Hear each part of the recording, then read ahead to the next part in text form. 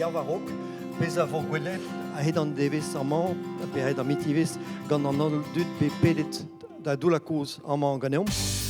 Tro heroina ar goz ne heta da re deus gret ar tro an deves, hag diou loden a vo laket, da genta nemrenerez ret evit breiz, hag ouleze, an nemrenerez dre ar gwir hag etretan, e vo tout la amzer evit ma lakfer o goulenou d'avea klevet hag a responchou d'avea roet. Setu klas kareom locha, pe gant eus tapet dija ur c'harderik dale damdei dustu ne heta.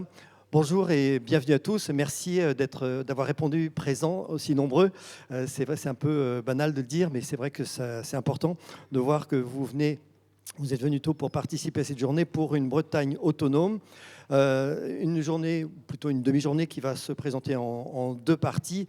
Tout d'abord, une évidente nécessité d'autonomie avec Alain de Cloarec, Yves Le Bailly, Yves Brun et Michel Feltin-Pallas. Ensuite, un petit moment d'échange où vous pourrez poser vos questions. Et la deuxième partie, l'autonomie par le droit, avec Francis Hulbert, Yvon Olivier, Johar Leclèche-Sidoum, Jean-Guy Talamoni et Louis Puig Igordi.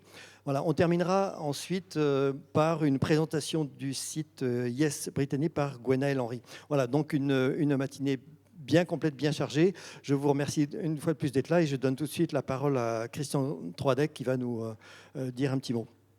Donc Christian Troadec, on ne présente plus, maire de Carhaix et vice-président du Conseil général, du Conseil régional et en charge des langues de Bretagne. Dege Mermat et Lorraine Glenmore, Dege Mermat et Carhaix, Kerben à Festivaliou.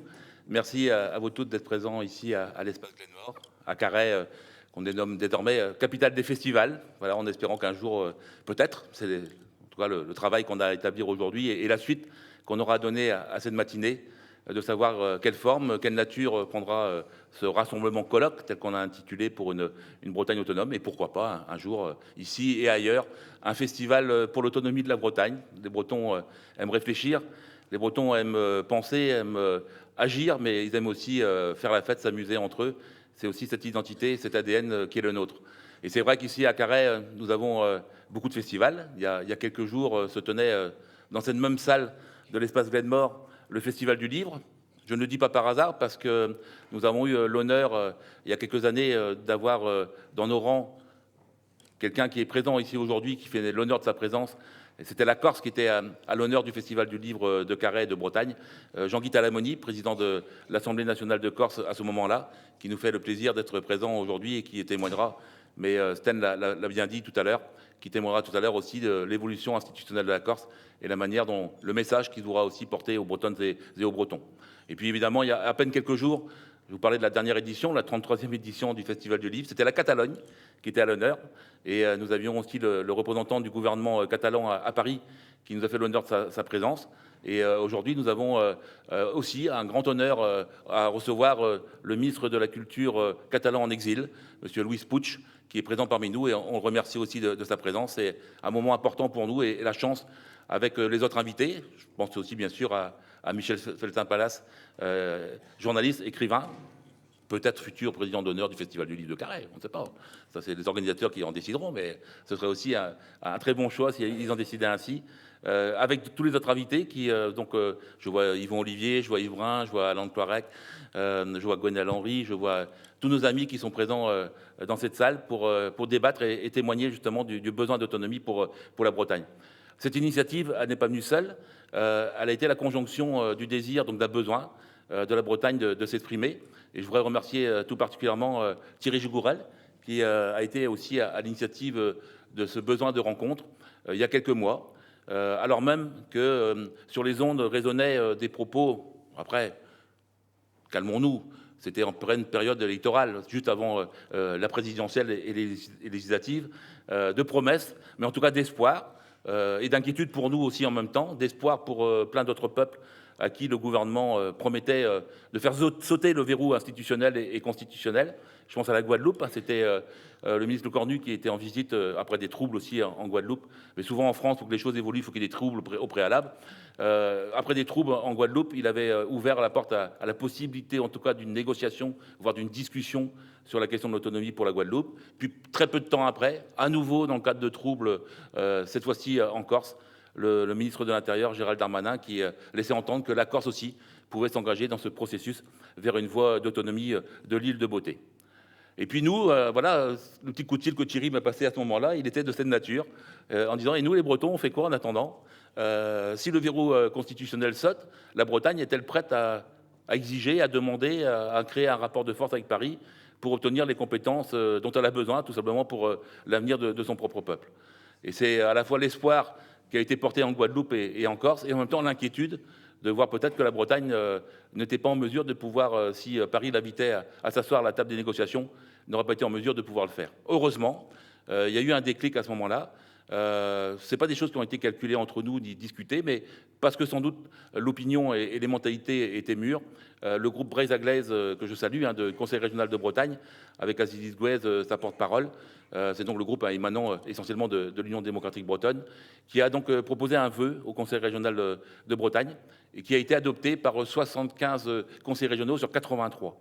Je peux vous dire qu'en avril 2022, ça a été pour beaucoup une sacrée surprise de voir que la Bretagne était majeure et que la Bretagne était mûre pour faire en sorte au moins d'aller vers l'idée de discuter, de préparer, de travailler un projet pour l'autonomie de la Bretagne. Et puis, comme les choses ne se font jamais non plus seules en Bretagne, c'est toujours des choses de convergence. Vous avez eu la chance de savoir très peu de temps après, mais c'est une discussion entre Thierry et Yves Le Bailly, que l'association et le collectif Bretagne Majeure également s'étaient mis en cheville pour organiser le même type de rendez-vous, un colloque portant aussi sur l'autonomie de la Bretagne. Il ne nous restait plus qu'à nous réunir, à nous retrouver, et puis de préparer ensemble cette matinée. Alors, je peux vous dire qu'elle était comme pleine de rebondissements, pleine de surprises, l'organisation de cette matinée. On ne va pas y revenir, parce que si on veut faire en sorte que demain, les choses avancent, il faudra que tout le monde soit aussi ensemble, le peuple breton, que ce soit les élus, que ce soit la population, chacun sans doute aussi dans son rôle. Vous savez que le Conseil régional, après ce vœu, a créé un groupe de travail qui avance, qui a 3e réunion, qui est en train de travailler justement sur les compétences possibles qu'on pourrait travailler, exiger auprès de l'État français. Et puis de l'autre, faire en sorte aussi que la conscientisation, que l'idée de l'émancipation, que l'idée de l'autonomie de la Bretagne gagne la population et le peuple breton. Et ici, nous sommes plus dans ce cadre de rassemblement, de faire en sorte que cette question soit vraiment prégnante et qu'elle investisse toute la société bretonne. Et c'est avec Yves, avec Thierry, avec tous les intervenants, le but qu'on se donne pour cette matinée de travail. Bons travaux à tout le monde. Merci en tout cas de votre présence. Ça fait chaud au cœur de voir autant de monde, malgré les vents contraires qu'on a pu subir, malgré les erreurs qui ont pu être commises, mais également, surtout, avec la foi et la détermination qui est intacte de faire en sorte que la Bretagne s'engage vers la voie de l'autonomie. Merci à toutes et à tous.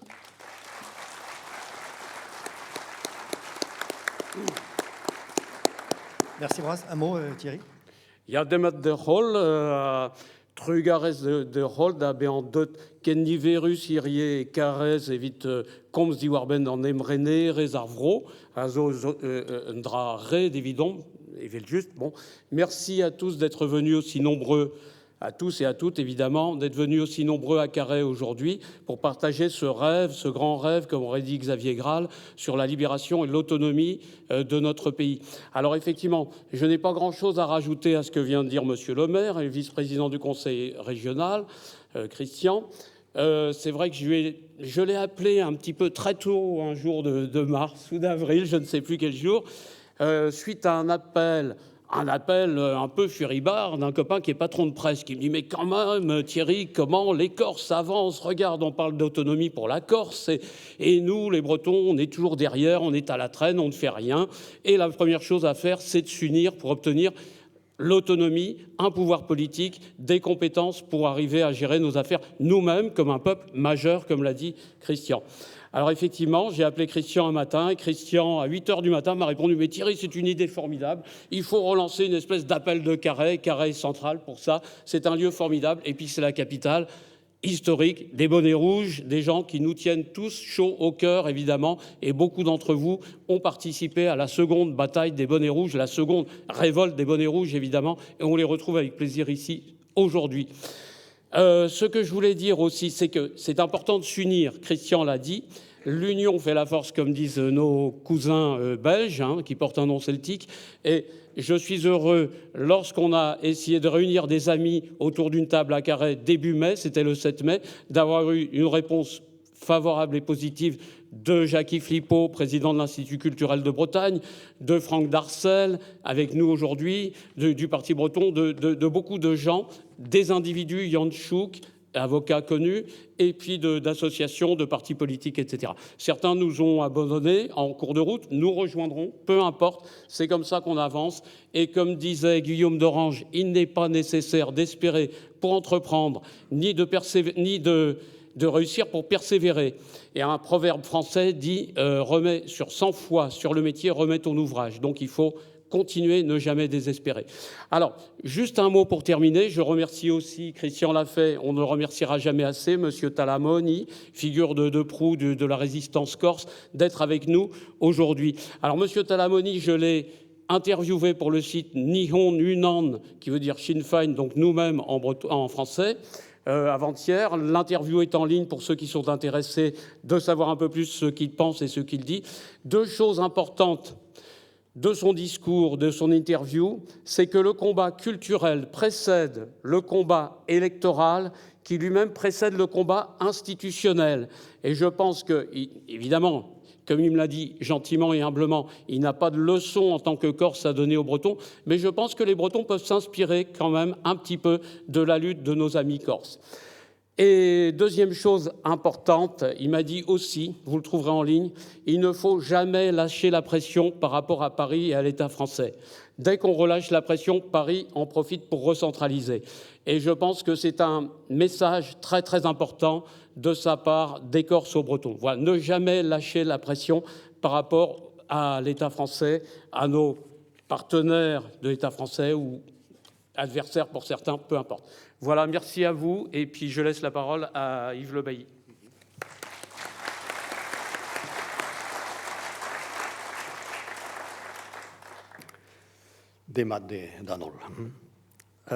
Je suis donc Yves Le Bailly. Je représente le mouvement, enfin le collectif Bretagne Majeure, qui a pris forme après le colloque de Carhaix il y a 4 ans.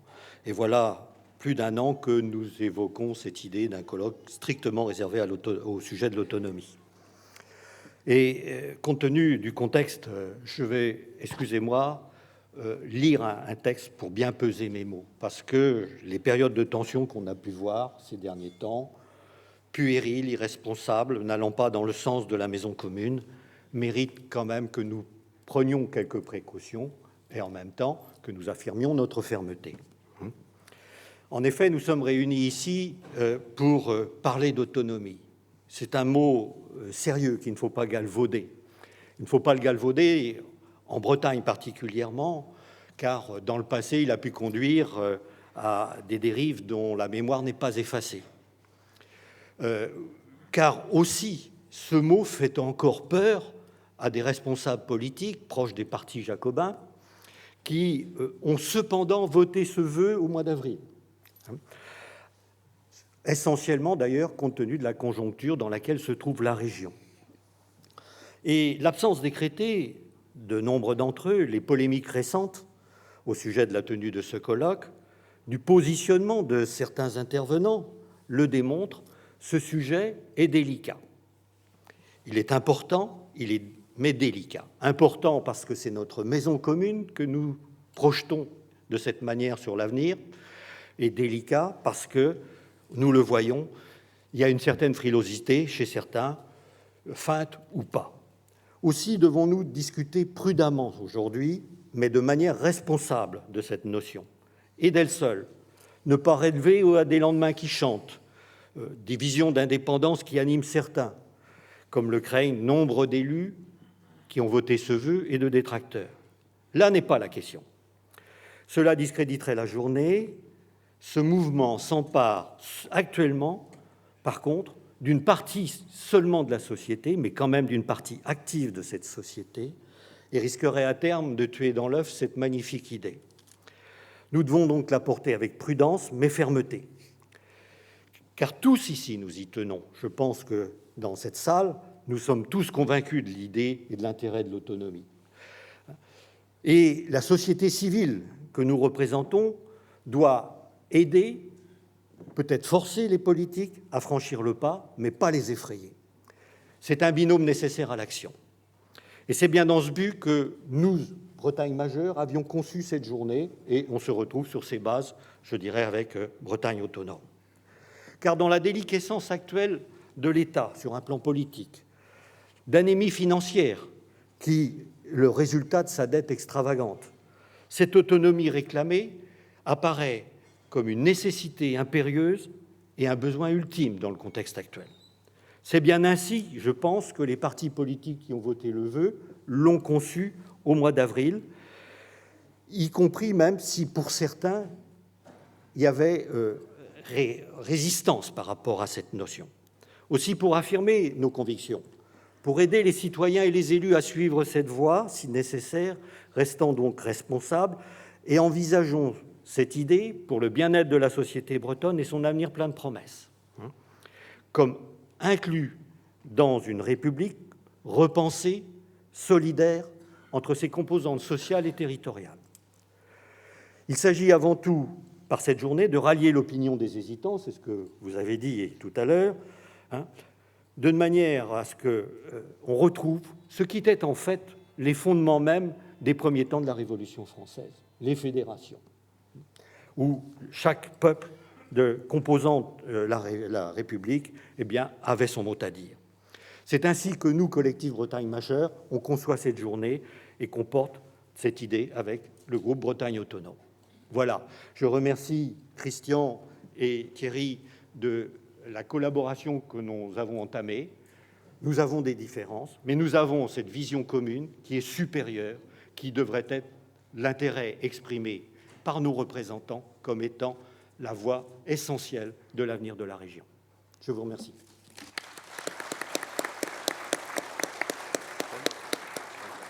Merci Brasdor. Un grand merci à vous. Alors pour resituer le débat, je vous propose de retrouver tout de suite l'intervention qui a suscité beaucoup d'émotions, dont on a parlé. C'est celle du groupe Braise Aglaïs au cours de la session du Conseil régional avec Azilis Gouès qui propose donc cette intervention sur l'autonomie de la Bretagne. Mes chers collègues, la question de l'autonomie de la région Bretagne s'inscrit d'abord dans une histoire et un combat au long cours.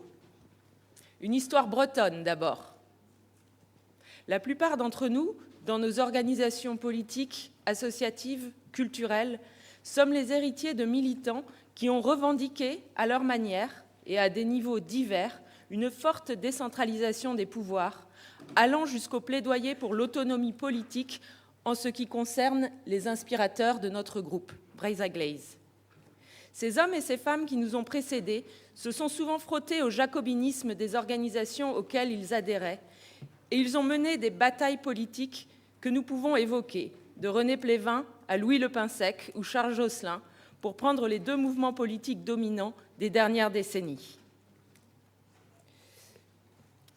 Mais nous nous inscrivons également dans une histoire européenne, tant l'idée fédérale, le partage du pouvoir, des responsabilités et des moyens financiers entre l'État central et des régions dotées d'une véritable capacité de gouvernement est présente partout sur notre continent européen et en particulier à l'ouest de celui-ci.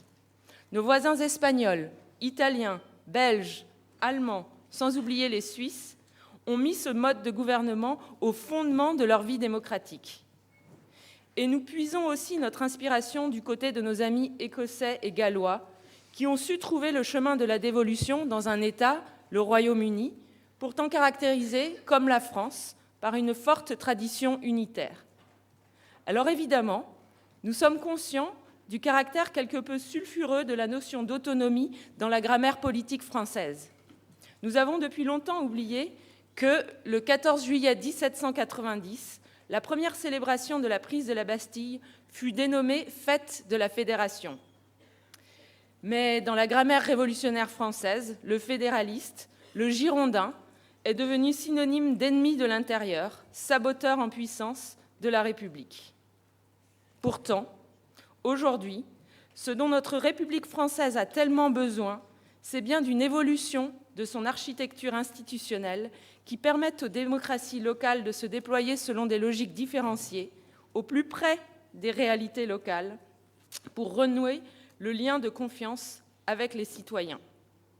La Bretagne est prête, mature, pour s'engager sur ce chemin de l'autonomie législative, réglementaire et fiscale. Et parce que nous souhaitons avancer sur cette voie dans une atmosphère propice à un débat démocratique serein, et comme il convient de reconnaître et de rassurer celles et ceux qui saisissent mal ce en quoi consiste cette idée d'autonomie politique, nous avons privilégié une voie écrite, de facto juridique, au travers ce vœu que nous proposons à votre vote. Ce vœu s'entend donc comme une feuille de route précise et l'ouverture d'une discussion entre l'État et notre région se ferait selon 3 axes. Tout d'abord, nous rappelons évidemment que pour nous, cette autonomie, nous l'envisageons dans une Bretagne à 5 départements et nous rappelons la substance du vœu sur la réunification de la Bretagne qui a été adopté par cette Assemblée en octobre dernier. Deuxièmement, nous proposons d'ouvrir une discussion sur l'autonomie de la Bretagne avec l'État en matière de répartition des compétences. Et troisièmement, de travailler sur la question des moyens financiers et fiscaux de la région. Évidemment, tout cela doit reposer sur un débat public, une mobilisation de la société bretonne. Et nous pensons que ce débat sur l'autonomie de la Bretagne, sur l'autonomie politique, doit être mené conjointement avec l'autre débat, celui sur la réunification. Et de fait, cette perspective d'intégrer une région dotée de compétences fiscales, réglementaires, législatives conséquentes pourrait bien être un argument décisif demain pour convaincre les élus et les citoyens de Loire-Atlantique de l'intérêt à rejoindre la région Bretagne. Voilà, et je rappelle donc, comme le disait Christian tout à l'heure, que le vœu pour l'autonomie a été voté à l'unanimité du Conseil régional, à l'exception du Rassemblement national. Voilà, donc une évidente nécessité d'autonomie. Eh bien, nous allons entendre les différents intervenants et je vais tout d'abord appeler Alan Cloarec, ma peut se rendre don normand, Alan, militant indépendantiste, membre de Doare Frankis, qui a effectué des recherches de façon indépendante sur le nationalisme breton. Il avait déjà publié Aux origines du mouvement breton et en 2022, l'histoire du nationalisme breton. Dité, Alan. Merci Trugarheder, holde dut hom hag un tachen gauche hier très klasket vo de monde pas refuns mais béa insclérant possible. Merci à vous toutes et tous d'être venus ici. Le programme aujourd'hui, l'approche historique de la notion d'autonomie, pour commencer, je pense que c'est une très bonne ouverture parce qu'il ne faut pas oublier que l'idée d'autonomie, elle est ancienne en Bretagne, elle ne vient pas de nulle part. On pourrait faire tout un colloque sur ce sujet-là, mais exercice ô combien difficile s'il en est, en 14 minutes et 40 secondes, de vous résumer un siècle de militantisme. Alors, tout d'abord, il faut différencier le mot et le concept. L'apparition du mot d'autonomie sur le devant de la scène politique bretonne, il est assez facile à dater, c'est 1927. Le concept d'autonomie, néanmoins, est plus ancien. Il s'articule autour de 2 approches qui sont à la fois différentes et parallèles, opposées sur certains points, mais éminemment complémentaires sur d'autres. C'est une dualité qui s'anime entre 2 grandes familles des mouvements bretons et des idées bretonnes que j'ai définies, moi, comme le nationalisme institutionnel et le nationalisme révolutionnaire. Donc 2 mondes différents, mais qui sont liés, dont les frontières sont poreuses, où les mêmes groupes, les mêmes personnes peuvent passer de l'un à l'autre, selon les époques, selon les contextes. Certains peuvent être en apparence d'un mouvement, mais idéologiquement d'un autre. À travers cette idée institutionnelle et cette idée plus révolutionnaire, on va retrouver 2 grands concepts dans l'autonomie, à la fois celui d'un corps intermédiaire et celui d'un droit des peuples. Corps intermédiaire dans le sens où l'autonomie pose la question de la gestion de l'État par le bas. C'est la question d'un pouvoir spécifique pour servir un intérêt spécifique lié à des réalités spécifiques qui sont celles d'un peuple, d'un pays.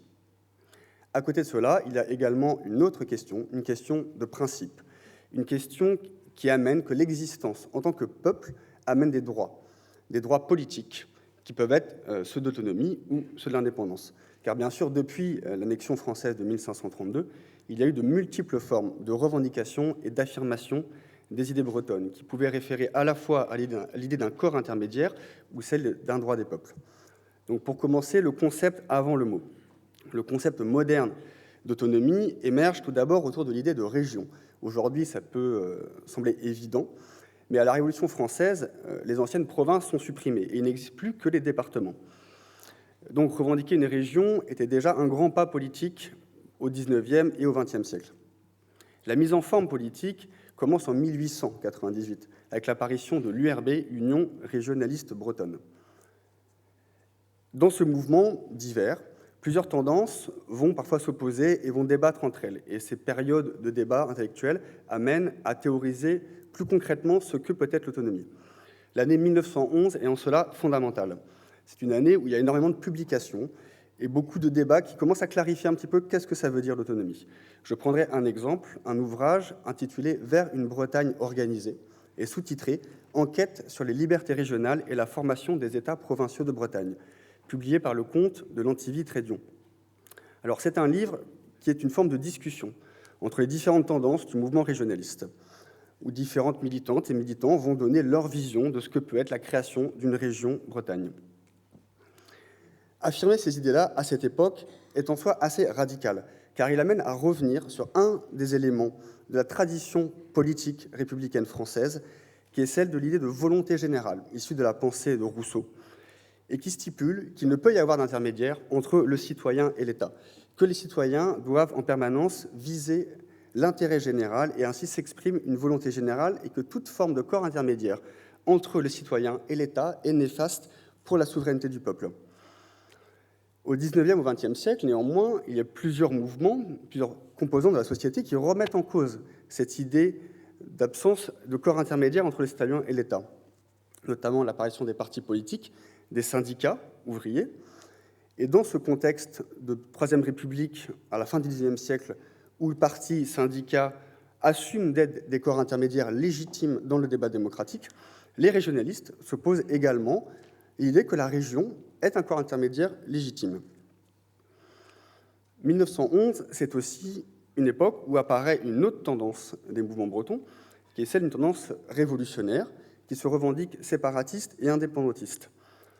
On peut citer notamment la publication cette année-là du manifeste séparatiste, la création du premier parti nationaliste breton, et également la publication d'un essai pour le séparatisme par Louis Leroux. Donc je vous cite un extrait de ce manifeste séparatiste, l'article 8, dit « Nous ne saurions accepter en effet la thèse régionaliste, humiliante pour notre amour-propre et notre dignité de Bretons. Nous considérons la Bretagne non comme une région du territoire français, mais comme une nation originale, asservie et opprimée comme la Pologne et l'Irlande. » Donc on voit que cette jeune génération, tous les signataires du manifeste, à l'exception d'Émile Masson, sont très jeunes, ont la vingtaine, sont plutôt sur une logique de rejet de la volonté régionale, de l'idée de région, de l'idée d'autonomie, pour privilégier uniquement la seule rupture radicale avec l'État français dans l'idée de séparation et d'indépendance. Malgré tout, dans leur texte, on voit le mot d'autonomie qui commence à apparaître dans certains paragraphes, certaines phrases, mais là, tout est un peu mélangé, c'est-à-dire que séparation, autonomie, indépendance veut dire plus ou moins la même chose, et c'est en fait l'idée de région à cette époque qui est critiquée par les séparatistes, qui renvoie à ce qui est l'autonomie telle qu'on la définit aujourd'hui. Ensuite, l'apparition du mot autonomie dans la société. Pour ça, il faut attendre l'entre-deux-guerres, avec le mouvement Brézatao, qui va créer en 1927 un parti autonomiste breton, et ce qui va contribuer à populariser le mot d'autonomie dans la population. C'est-à-dire que ce mouvement fait parler de lui dans la presse, et donc le peuple en entend parler et commence à définir les autonomistes comme étant toute forme de mouvement politique breton, même culturel. C'est-à-dire que ce soit des notables très modérés ou des militants indépendantistes très radicaux, dans l'esprit populaire, le mot autonomiste renvoie à tout cet ensemble. Alors d'où vient l'exemple? Pourquoi ces militantes et ces militants vont prendre ce mot d'autonomie pour le mettre sur le premier plan de la scène politique bretonne? L'inspiration, elle vient de l'Alsace. L'Alsace, où en 1926 se crée notamment la Heimatbund, vous excuserez mon alsacien, qui signifie l'Alliance patriotique. Et en Alsace, l'idée d'autonomie prend une importance considérable dans les années 20 et 30, pour une raison très simple, c'est qu'avant la Première Guerre mondiale, l'Alsace fait partie de l'Allemagne, et ensuite elle fait partie de la France. Et quand elle est intégrée à la France, après 1918, elle vit donc sous un régime d'État central, alors qu'avant cela, avant la guerre, sous l'État allemand, elle avait beaucoup plus de liberté locale et avec une forme de statut d'autonomie. Donc, ce parti autonomiste breton qui existe de 1927 à 1931 va considérablement travailler sur la théorisation de qu'est-ce que peut être l'autonomie, pour amener l'idée bretonne à se concevoir dans le cadre d'un État français fédéral et même d'une idée d'union européenne. Dans les années 20, il y a un mouvement pan-européen très fort qui commence à se mettre en place. Et les militants bretons, notamment Maurice Duhamel, qui est un des leaders du parti autonomiste, assument de poser l'idée bretonne dans un cadre idéologique beaucoup plus large, et donc non plus de défendre une indépendance, une rupture radicale, mais une autonomie de la Bretagne dans un cadre français et européen fédéral. Je vous cite un extrait du livre de Maurice Duhamel, « Le fédéralisme international et le réveil des nationalités », publié en 1928, où il nous dit « Si notre nationalisme se dresse contre l'internationalisme, s'il est incompatible avec ce grand rêve d'entente qui gonfle d'espérance le cœur des hommes d'aujourd'hui, s'il n'est qu'une forme trouble du passé, renvoyée à la surface de nos préoccupations par les remous qui agitent le monde moderne, et contraire à l'évolution générale des sociétés humaines, il est évident que nous pouvons faire le deuil de nos désirs d'indépendance. On ne va pas contre l'évolution, pas plus qu'un fleuve ne remonte vers sa source. » Alors ensuite, dans les années 30, il y a une division de ce parti autonomiste en différentes tendances, avec notamment l'apparition d'un parti national breton, beaucoup plus radical, et qui va toujours continuer à défendre l'idée d'autonomie officiellement, mais qui en réalité met ce concept un peu au second plan, car les leaders de ce mouvement, puis la base militante également, est persuadé que de toute façon, la question de l'émancipation de la Bretagne ne se réglera que d'une seule façon, une guerre de libération nationale sur le modèle irlandais, sachant que l'Irlande est devenue indépendante par une guerre d'indépendance quelques années avant, c'est encore très proche. Il reste 5 minutes, je vais essayer d'aller vite. Alors, pendant la guerre, il y a d'autres visions aussi de l'autonomie qui vont apparaître, mais sans grande suite, notamment celle défendue par Olivier Mandrel dans son journal Stur, qui va lui penser une autonomie comme un registre d'allégeance à l'Allemagne, à l'Europe construite par l'Allemagne nazie. Et il demande même ouvertement aux indépendantistes bretons d'abandonner cette idée d'indépendance, d'abandonner toute idée de lutte armée, de libération nationale, etc.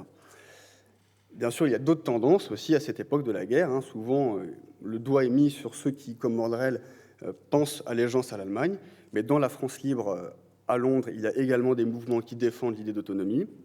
Dans la résistance également, il y a des militantes et des militants bretons qui continuent à concevoir que dans la Bretagne d'après la guerre, il y a un droit à l'autonomie et à la création d'une région qui s'impose. Ensuite, comment le mot et le concept vont s'articuler jusqu'à aujourd'hui? Comme je vous ai dit avant, il y a à la fois l'idée d'un corps intermédiaire et l'idée de droit des peuples qui peuvent se retrouver dans les différentes tendances des mouvements bretons. Après la guerre, la collaboration d'une petite partie du mouvement a forcément amené à décrédibiliser l'idée de droit des peuples trop ouvertement assumée et affirmée. Néanmoins, l'idée de corps intermédiaire, l'idée que le pouvoir de l'État doit aussi être géré au plus près du peuple et au plus près de ses territoires et de ses pays réels, reprend assez vite une importance.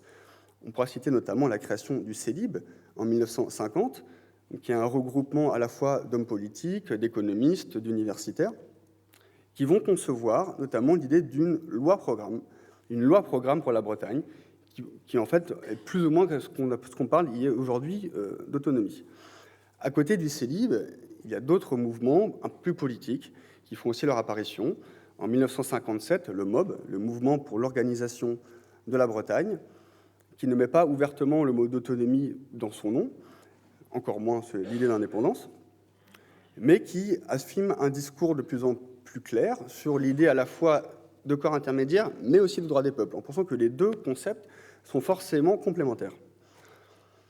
Autre mouvement de cette génération des années 60 puis 70 qui va contribuer à repopulariser le mot d'autonomie et le concept qui va avec, c'est l'Union démocratique bretonne, qui est issue d'une dissidence du mouvement pour l'organisation de la Bretagne, qui est officiellement autonomiste, qui l'assume sur le devant de la scène et qui permet de repopulariser cette idée en Bretagne.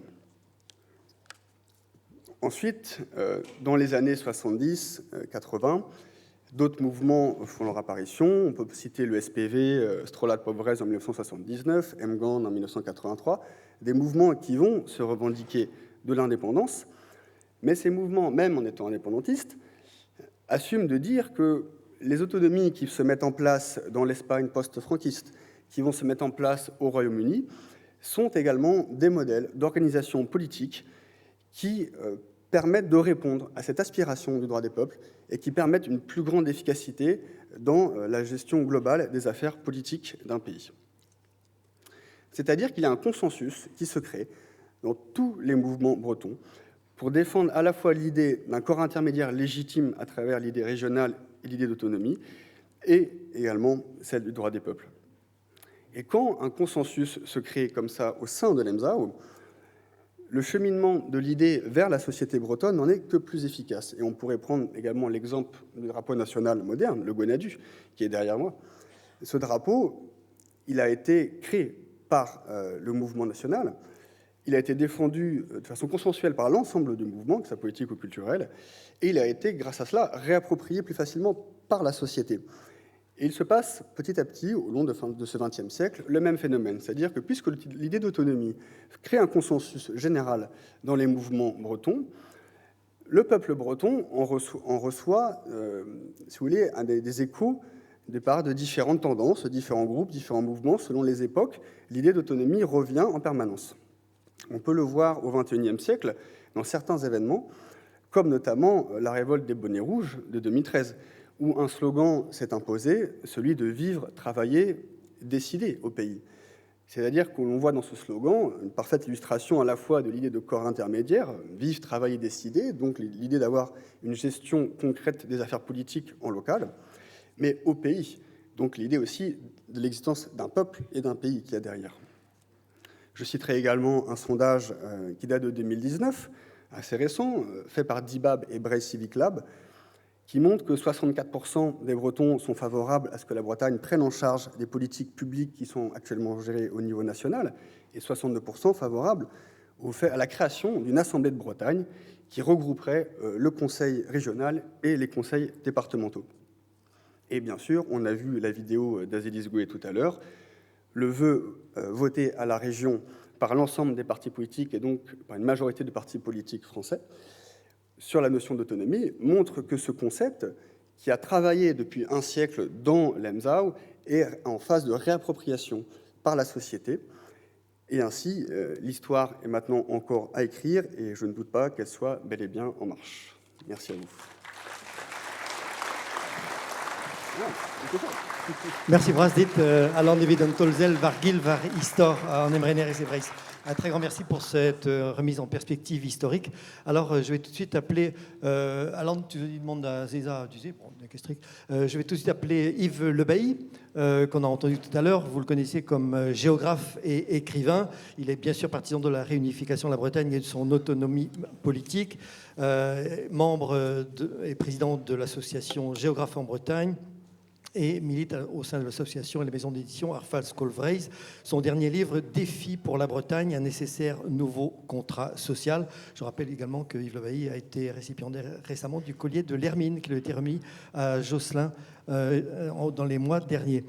Une intervention, donc, un nécessaire besoin d'autonomie, une approche économique, sociétale et géopolitique. Leroy.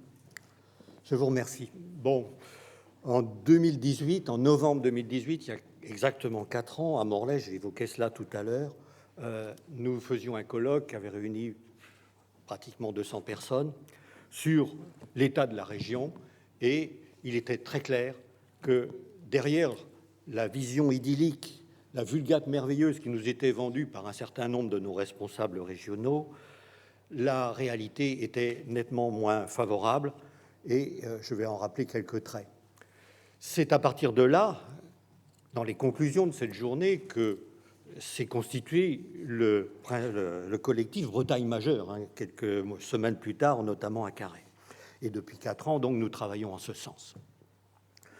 En effet, quand on écoute le discours officiel, eh bien, la Bretagne est une terre merveilleuse d'accueil de population, avec 25 à 30 000 habitants nouveaux chaque année, avec un équilibre de vie, des paysages merveilleux qui attirent aujourd'hui tous ces gens qui fuient les métropoles, avec un dynamisme économique, puisque le taux de chômage n'est que de 6,9% de la population active, c'est-à-dire un des taux les plus bas de France, hein, à 1,5 point en dessous de la moyenne nationale. Bon, on peut se gargariser de tout cela, la réalité est pourtant autrement moins idyllique. Hein, c'est une très forte reprise de l'émigration de la jeunesse, plus d'un tiers d'une génération, comme en 1900, dans les années 50. C'est une croissance démographique qui est essentiellement constituée par l'arrivée massive de populations de plus de 50 ans et qui pose donc un problème de gestion à l'avenir pour la région. C'est une activité touristique et de villégiature qui peut-être donne l'illusion d'une vitalité sociale et économique, mais qui est en fait un élément destructeur des équilibres économiques et sociaux d'une grande partie de la région. La question du logement qui est récemment posée en est le révélateur. C'est des questions vitales qui deviennent maintenant sans réponse, comme celle que nous avons vécue cet été à propos de la ressource en eau, mais aussi sur l'état des eaux continentales et marines. C'est surtout quelque chose qui est lancinant depuis les années 60, même 50, c'est cette érosion permanente des activités primaires. Je ne parle pas de l'agriculture qui, pour la Bretagne, 5 départements en 1970, portait encore 200 000 exploitations agricoles et qui maintenant en porte à peine 30 000. Hein. Donc, et même chose, j'y reviendrai peut-être tout à l'heure, sur la pêche, hein, où aujourd'hui, on s'attend par exemple au cours de l'année qui vient, sur le port le plus actif du Finistère, le Gué de Vinec, à voir plus de la moitié de la flottille arrêter son activité, hein, en semi-hauturier. Donc on est bien là sur des questions qui sont problématiques. Parmi elles, une qui nous est renvoyée en permanence dans la figure, qui est celle de la déficience de la production énergétique sur notre territoire, les ruptures territoriales, etc. Le point qui, je pense, est à l'origine du vœu qui a été voté en mois d'avril, c'est essentiellement, et c'est pour ça qu'il y a eu unanimité, la difficulté du budget régional. Ce budget, on le sait, d'1,7 milliard, c'est ridicule, c'est pratiquement 10 à 38 fois inférieur à ce que des régions européennes autres peuvent disposer, et elles peuvent mener des politiques. Nous ne pouvons pas. Et notre région Bretagne a eu un mal fou à boucler le budget de cette année, hein, grâce aux économies qu'il avait faites les années précédentes, mais il lui manque quand même 50 millions actuellement. Et si le vœu a pu se faire, y compris chez des gens qui sont plutôt réfractaires à cette idée d'autonomie, c'est bien parce que cette question financière est essentielle. Essentielle ne serait-ce que pour faire fonctionner le quotidien. Donc la question d'autonomie, aujourd'hui, elle est posée par tous ces dysfonctionnements, toute cette régression de la vie économique et sociale de la région. Et cette régression n'est que le résultat, en fait, d'une soumission à un ordre économique polarisant, celui de l'Union européenne, mais aussi d'un ordre politique dominant qui impose ses choix politiques sans que les populations ne soient concernées. Et ce qui est terrible, c'est que depuis une quinzaine d'années, en gros depuis la crise de 2008, eh bien, ces deux visions fonctionnent de concert, dans une absence totale de gestion et de prévision, de prospective, comme nous le disons en tant que géographes. Donc, notre classe politique aujourd'hui et notre région sont soumises à ce diktat des deux logiques de la polarisation et du libre marché d'un côté et de la concentration qui se radicalise de plus de l'autre. Alors, je vais prendre un ou deux exemples significatifs qui montrent bien les limites de ce type de politique. La politique énergétique, justement. La politique énergétique est très révélatrice. La Bretagne 5, actuellement, produit 16% de ses besoins en électricité. Donc, on n'arrête pas de dire les Bretons ne sont pas responsables. Ils sont responsables dans d'autres domaines où ils sont en surproduction. Mais là, comme par hasard, cette question vitale de l'énergie est montrée du doigt. Et on le voit bien à travers de multiples exemples. Dans les années 80, les choix sur le nucléaire, que fort heureusement nous avons repoussés.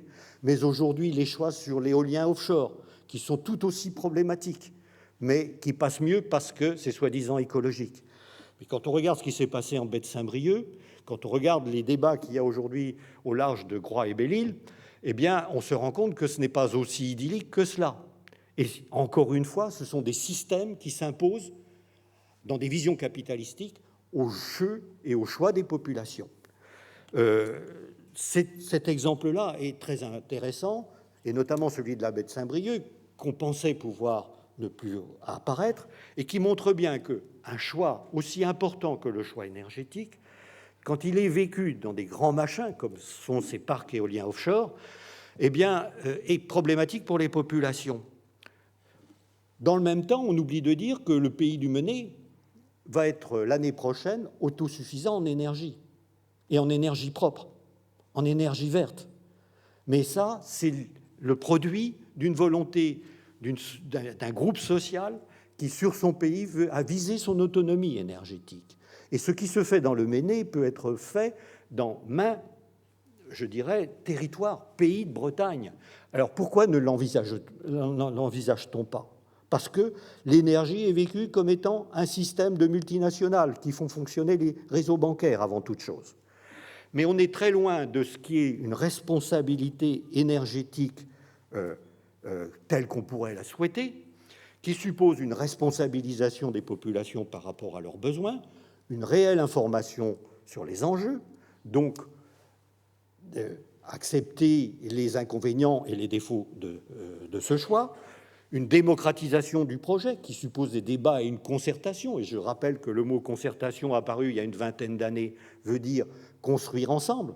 Or, ce qui est terrible quand on entend les politiques, ils disent on se concerte. On concerte. Ils oublient le se, c'est-à-dire qu'ils oublient la moitié du débat. Et ça passe par nécessairement une décentralisation de la politique énergétique.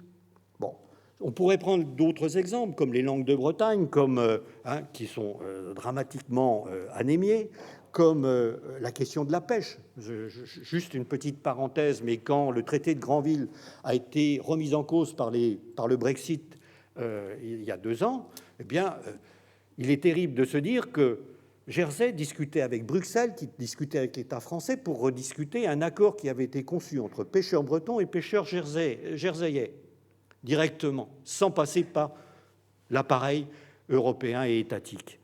Pourquoi la région Bretagne, aujourd'hui, ne peut plus discuter ce genre de choses ? C'est un véritable problème. Alors, on voit bien que cette question est aujourd'hui une question de nécessité. Mais moi, je me place en tant que géographe dans une autre vision de l'autonomie. Nous vivons aujourd'hui dans une période de bouleversement énorme, comme l'humanité n'en a que très rarement rencontré, sinon depuis la révolution néolithique. La crise climatique, la mondialisation conduisent à une remise en cause totale de nos modèles de vie, et c'est bien ce pourquoi j'ai écrit l'ouvrage Défi pour la Bretagne. En effet, la crise climatique suppose de revoir tous nos paradigmes de vie. Et pour y répondre, il faut retrouver la sagesse traditionnelle de nos rapports à la Terre, ce que les géographes appellent la géosophie. Ça veut dire retrouver ce lien intime entre les sociétés et leur milieu de vie, ce qui suppose humilité, relation intime avec le milieu, mémoire de ce milieu, développement plus endogène des territoires, maîtrise et conception plus antérieure dans une sorte de prospective justement de la maîtrise territoriale, et une approche surtout globale des enjeux. Cette approche globale qui relève de la gestion intégrée définie par le sommet de Rio de 1992 est quelque chose de nécessaire, d'évident pour résoudre la crise climatique. Et malheureusement, cette gestion intégrée pour l'État français ne peut pas se faire à l'échelle de l'État ni de l'Union. Elle ne peut se faire, quand on veut une approche globale qui touche la complexité, qu'à l'échelle de petites communautés, telles que des communautés régionales au maximum. Donc, ces changements, en fait, impliquent, pour préparer et résoudre les problématiques de l'avenir, que la région devienne une région majeure, qui ait la capacité d'opérer ses propres choix, de décider de la manière dont elle organisera son territoire, son économie, ses relations sociales, son organisation territoriale. Alors, qu'est-ce que doit être une Bretagne majeure ? On a préféré, nous, à l'issue du colloque de Carhaix, garder ce mot plutôt que autonome, parce que ça veut dire retrouver ce comportement d'adulte responsable. Ça veut dire d'abord s'appuyer sur une mémoire collective. Et ça a été dit tout à l'heure, l'éducation à l'histoire, à la culture, aux enjeux de notre société doit être quelque chose qui doit s'opérer dès l'école, chez les jeunes, car c'est cette génération de jeunes qui va être confrontée aux enjeux à venir.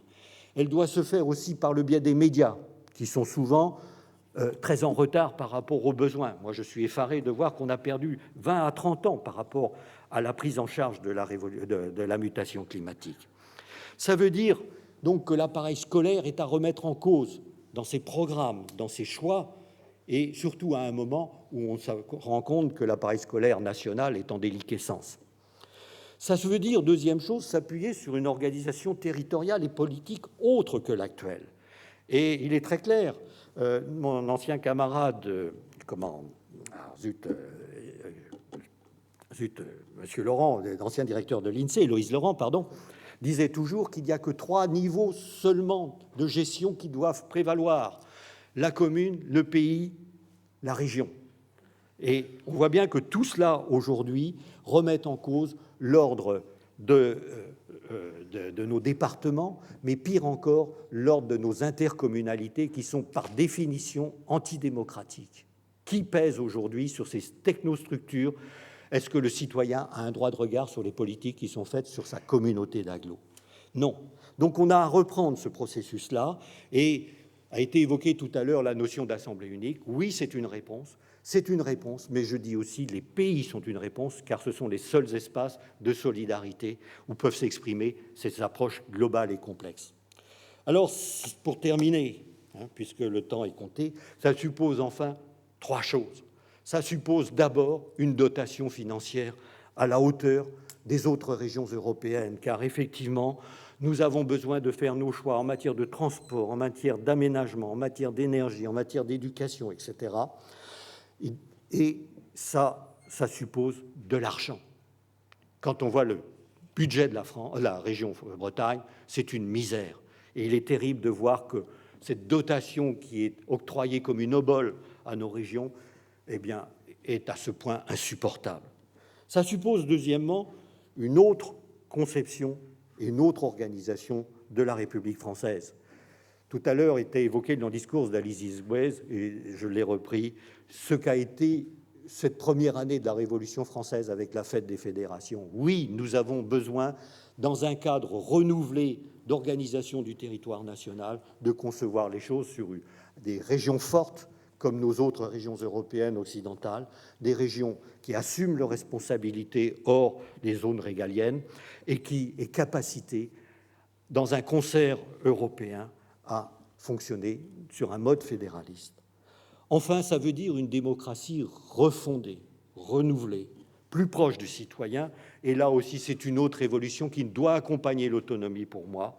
C'est celle qui implique une vie participative, une autogestion par les communautés de leur complexité à résoudre. Donc, vous voyez, faire dire cela, ce n'est pas en remettre en cause les valeurs et l'idée de la République, c'est la concevoir différemment, en rendant le citoyen plus responsable, plus proche des actions qui vont guider son avenir de demain. Il en est plus que temps. Je vous remercie. Je voulais montrer une carte, mais on n'aura pas le temps. Mais elle est révélatrice, ou si on a 2 minutes. Oui, 2 minutes. Voilà, c'est cette carte qui est sortie en 2005. C'est la dernière carte de prospective que je connaisse, qui a été faite par l'Institut Atlantique d'Aménagement du Territoire à un moment où encore l'arc atlantique existait. Et cette carte, depuis, il n'y a plus rien, c'est le marché qui gère. Et révélatrice des choix qui se sont opérés à ce moment-là. Vous pouvez remarquer que sur cette façade atlantique nord-sud, les péninsules, la Bretagne, la Cornouaille, le Pays de Galles, le Donegal, l'Écosse sont à l'abandon. À l'inverse, les zones d'activité que vous avez en rouge sont des zones qui sont intégrées à des logiques continentales. Et on voit là que s'affrontent 2 schémas géopolitiques. Une vision polarisante sur le fondement économique et politique de l'Europe continentale qui récupère une partie pour la Bretagne de l'est de la région et qui, par contre, délaisse ces péninsules à des fonctions ludiques, de villégiature et de sous-investissement. À l'inverse, Imaginons que nous ayons une vision atlantique nord-sud face à l'Atlantique et donc à la mondialisation. Ces péninsules prendraient une toute autre lecture et on aurait là des têtes de pont ouvertes en projection sur le monde, avec des ports actifs qui ne le sont pas aujourd'hui. Et c'est en cela que la réunification de la Bretagne est essentielle, car une vision maritime de la Bretagne ne peut que se concevoir qu'avec Nantes-Saint-Nazaire dans le lot des ports bretons. Je vous remercie. Merci Brasdorf, Yves Le Bailly. Digas ar an dorz eus onje vo moyen dorz evel goulenou ouz ar Brésil générin à ben tuchantik. Je vous rappelle donc qu'on pourra poser des questions tout à l'heure aux intervenants. Je vais appeler tout de suite Yves Brun. Yves Brun est expert comptable, enseignant, formateur dans les domaines de la gestion, comptabilité et droit fiscal. Son activité professionnelle et son intérêt personnel lui ont donné une très bonne connaissance du tissu économique du territoire dans le monde de l'entreprise, de la culture bretonne. Et il est co-auteur de l'ouvrage « Le nouveau défi armoricain » où il traite particulièrement de la reconstitution des comptes publics en Bretagne. Son intervention, une Bretagne autonome serait-elle viable financièrement? Bonjour à tous. Je vois mon diapo. Alors j'espère, après ces excellents exposés, que je ne vais pas plomber l'atmosphère. S'il vous plaît, restez dans la salle, parce que je vais vous parler de finances publiques. Donc souvent, ce n'est pas un sujet qui est forcément très intéressant. Alors je vais reprendre dans ma première diapo un petit peu reprendre le sujet qui m'a été proposé, donc sur l'autonomie, donc reprendre un peu l'étymologie d'autonomie. Donc ça a été dit précédemment, hein, donc autonomie, ça vient de auto, soi-même, et puis c'est la gestion, hein, c'est la possibilité de s'administrer librement dans un cadre prédéfini. Donc ça, c'est effectivement important. Si on prend les autres mots, donc dans la diapo suivante, donc dans le texte, il y a viable financièrement. Qu'est-ce que ça veut dire? Alors viable, c'est tout simple en gestion, hein, c'est-à-dire que les recettes publiques couvrent les dépenses publiques, et financièrement, ça nécessite, hein, c'est ce que l'on va voir ensemble, de définir le périmètre budgétaire et juridique de l'entité concernée. Alors, je suis vraiment désolé ce matin de vous faire un petit cours de finances publiques. Alors, j'ai appelé ça le petit cours de finances publiques pour les nuls. Alors, ce n'est pas du tout une insulte vis-à-vis de vous, parce que je me considère moi-même comme toujours un nul, même avec tout ce que je peux apprendre. On a toujours à apprendre, et on est face à un millefeuille territorial, ce qui complique beaucoup les choses pour y voir clair au niveau des finances.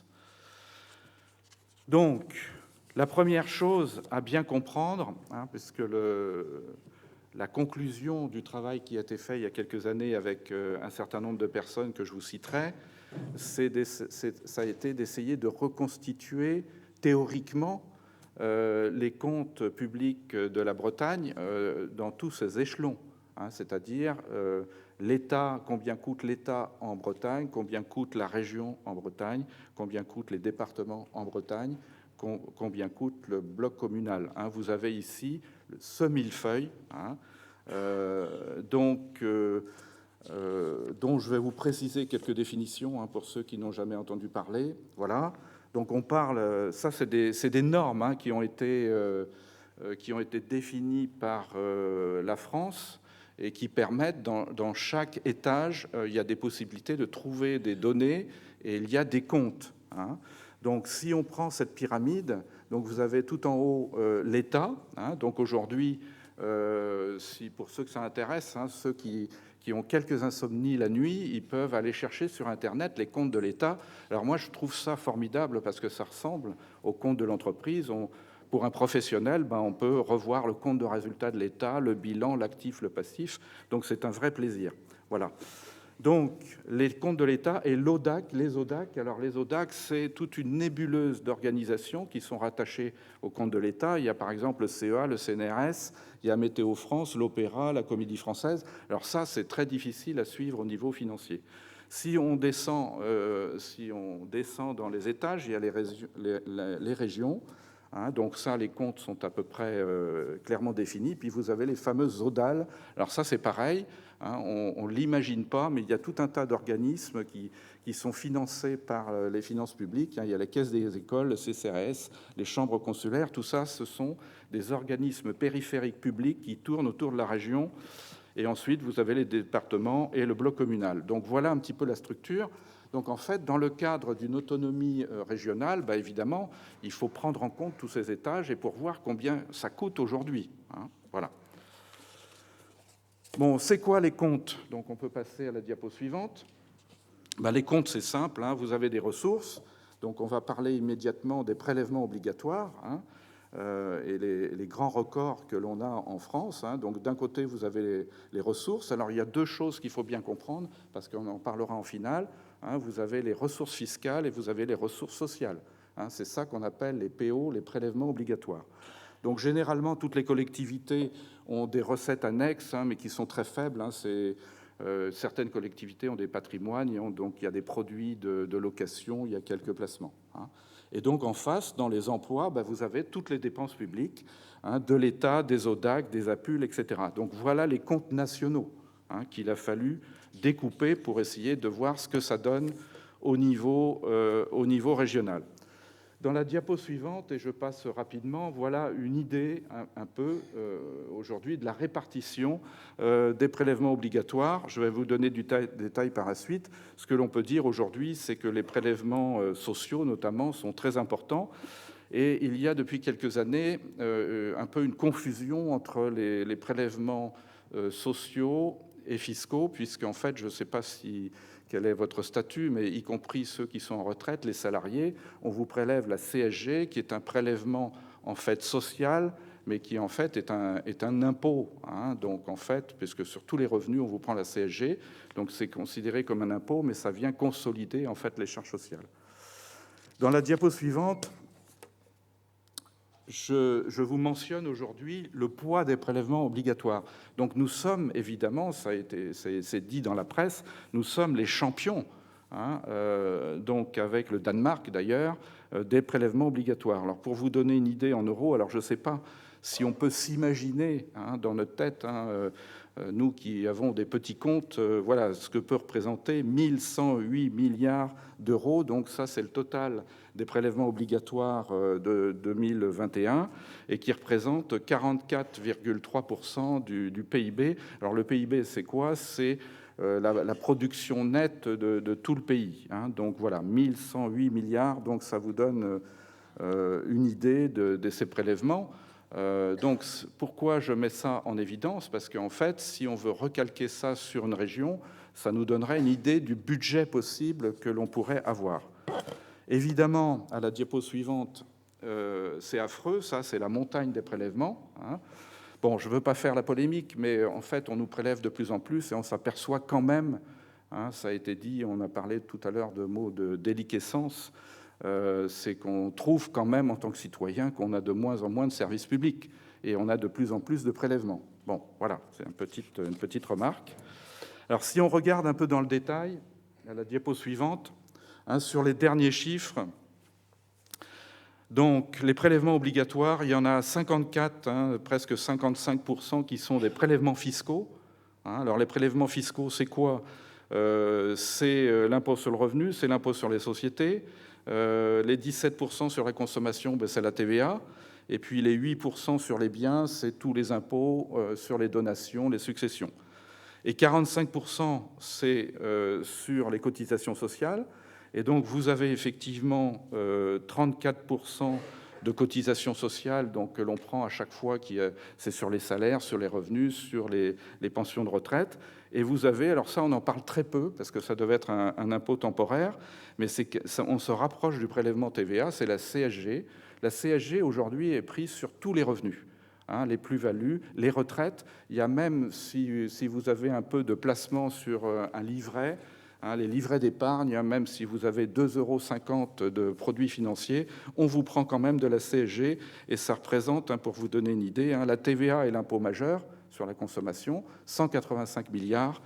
Et ben la CSG, on est à 125 milliards. Hein, et aujourd'hui, c'est effectivement le taux de CSG sur les revenus, c'est entre 9 un peu plus de 9% et 6% selon les revenus.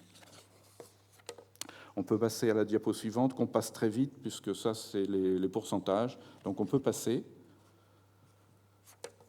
cette diapo. Voilà. Alors, parlons de la Bretagne maintenant. La Bretagne, donc, c'est une péninsule, vous le savez, vous connaissez bien, c'est un beau pays, ça a été dit précédemment. Sa superficie, c'est 6,25 au niveau de la France. Simplement pour remettre les pendules à l'heure, c'est-à-dire que souvent on entend, bah oui, mais les régions, elles ne peuvent pas être autonomes parce qu'elles sont petites, etc. Mais simplement, si on compare, on peut comparer. Alors, j'ai positionné la Bretagne B4 et la Bretagne B5 donc en surface. Donc c'est une surface qui est proche de l'Albanie, de la Belgique, d'Israël, de la Moldavie et la Slovénie, qui sont des pays à part entière. Si on passe si on prend le critère population, donc B4, 3,3 millions, B5, 4,7 millions, là c'est pareil, on retrouve un certain nombre de pays qui sont totalement indépendants et autonomes. Si on prend l'Irlande, par exemple, en B5, on est très proche de la population de l'Irlande, puisque l'Irlande faisait 4,8 millions. Alors qu'est-ce que ça donne au niveau je dirais, de la production économique ? Alors, parlons du PIB. Je sais très bien aujourd'hui, et moi je fais partie de ces personnes-là, le PIB ne dit pas tout. C'est comme d'ailleurs les comptes d'une entreprise, les comptes financiers ne disent pas tout du continuum, je dirais, de la notation d'une entreprise, bien entendu. Il y a aujourd'hui d'autres indicateurs, notamment sur le bien-être, sur l'écologie, qui peuvent être mis en place. Malgré tout, le PIB donne une idée. Donc c'est l'indicateur, je dirais, économique aujourd'hui où on trouve pas mal de données. Alors j'ai positionné les chiffres de 2015. Alors pourquoi ? Parce que l'INSEE, on a des estimations aujourd'hui de 2020, de 2021, mais l'INSEE vérifie et met beaucoup de temps. Donc c'est les derniers chiffres vérifiés. Donc si on prend la Bretagne B5, c'est 256 milliards d'euros, donc ce qui représente à peu près 6% du niveau national. Ce qui est assez curieux dans toutes les données économiques, financières, etc., la Bretagne B5, c'est 6%, la Bretagne B4, c'est 4 et quelques pourcents. Et donc ça donne une idée aussi, ça peut donner une idée quand on fait des calculs, je dirais, de revenus et de coûts. Alors, vous avez les décompositions des 133. Si on prend la Bretagne B4, on est presque à 100 milliards donc, je dirais, d'euros. Alors, ça a été dit par mon collègue Yves Le Bailly tout à l'heure. C'est une misère, le budget de la région Bretagne, puisque effectivement, dans les chiffres de 2019, on était à 1,7 milliard. Bon, et qui est totalement dépendant, enfin presque totalement dépendant des dotations de l'État.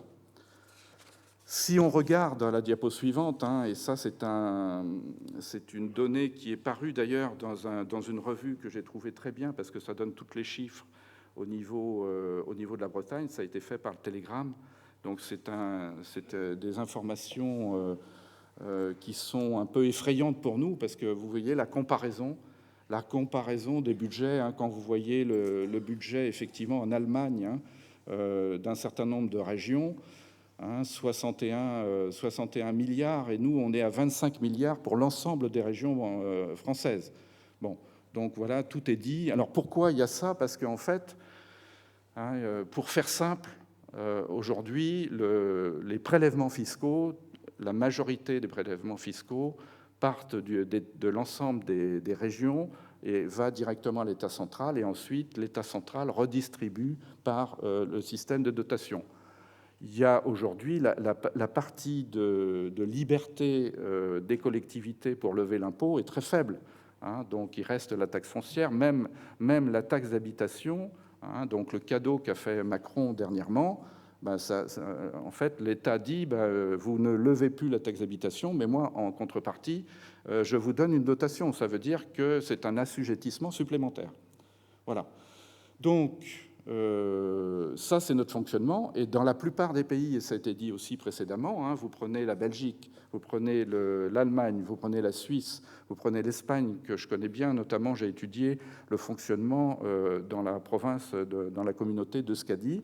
Et vous avez l'Italie aujourd'hui, ça fonctionne de manière inverse, c'est-à-dire que les recettes fiscales notamment sont prélevées sur le territoire, restent sur le territoire, et évidemment dans le cadre d'un contrat d'autonomie, il y a une participation de cette collecte-là à l'État central.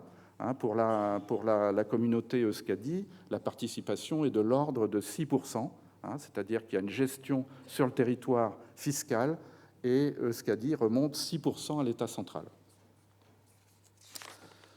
Alors évidemment, vous l'avez compris, et c'est toujours mon avis, c'est que j'avais discuté avec un ancien membre du gouvernement d'Euskadi, José-Marie Muñoa, qui d'ailleurs a fait plusieurs interventions en Bretagne, notamment en 2017, pour expliquer son fonctionnement.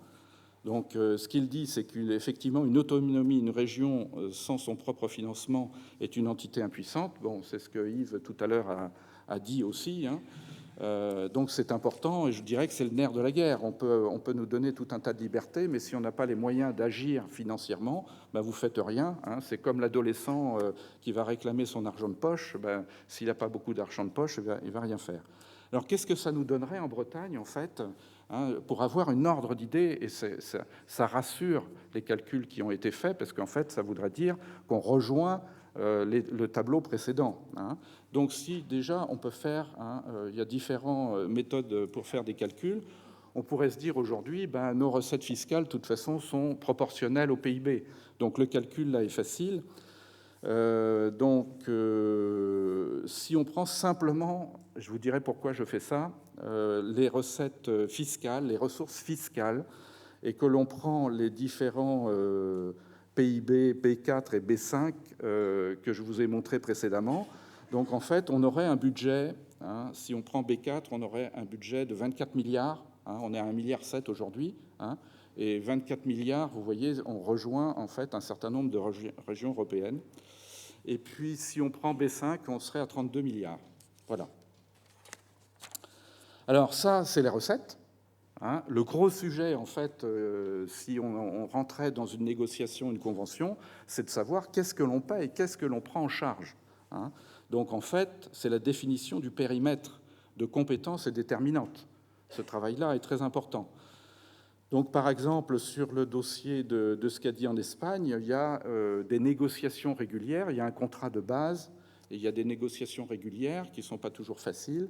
Effectivement, si une compétence arrive dans la région, évidemment, on conserve les recettes territoriales levées et puis on assume.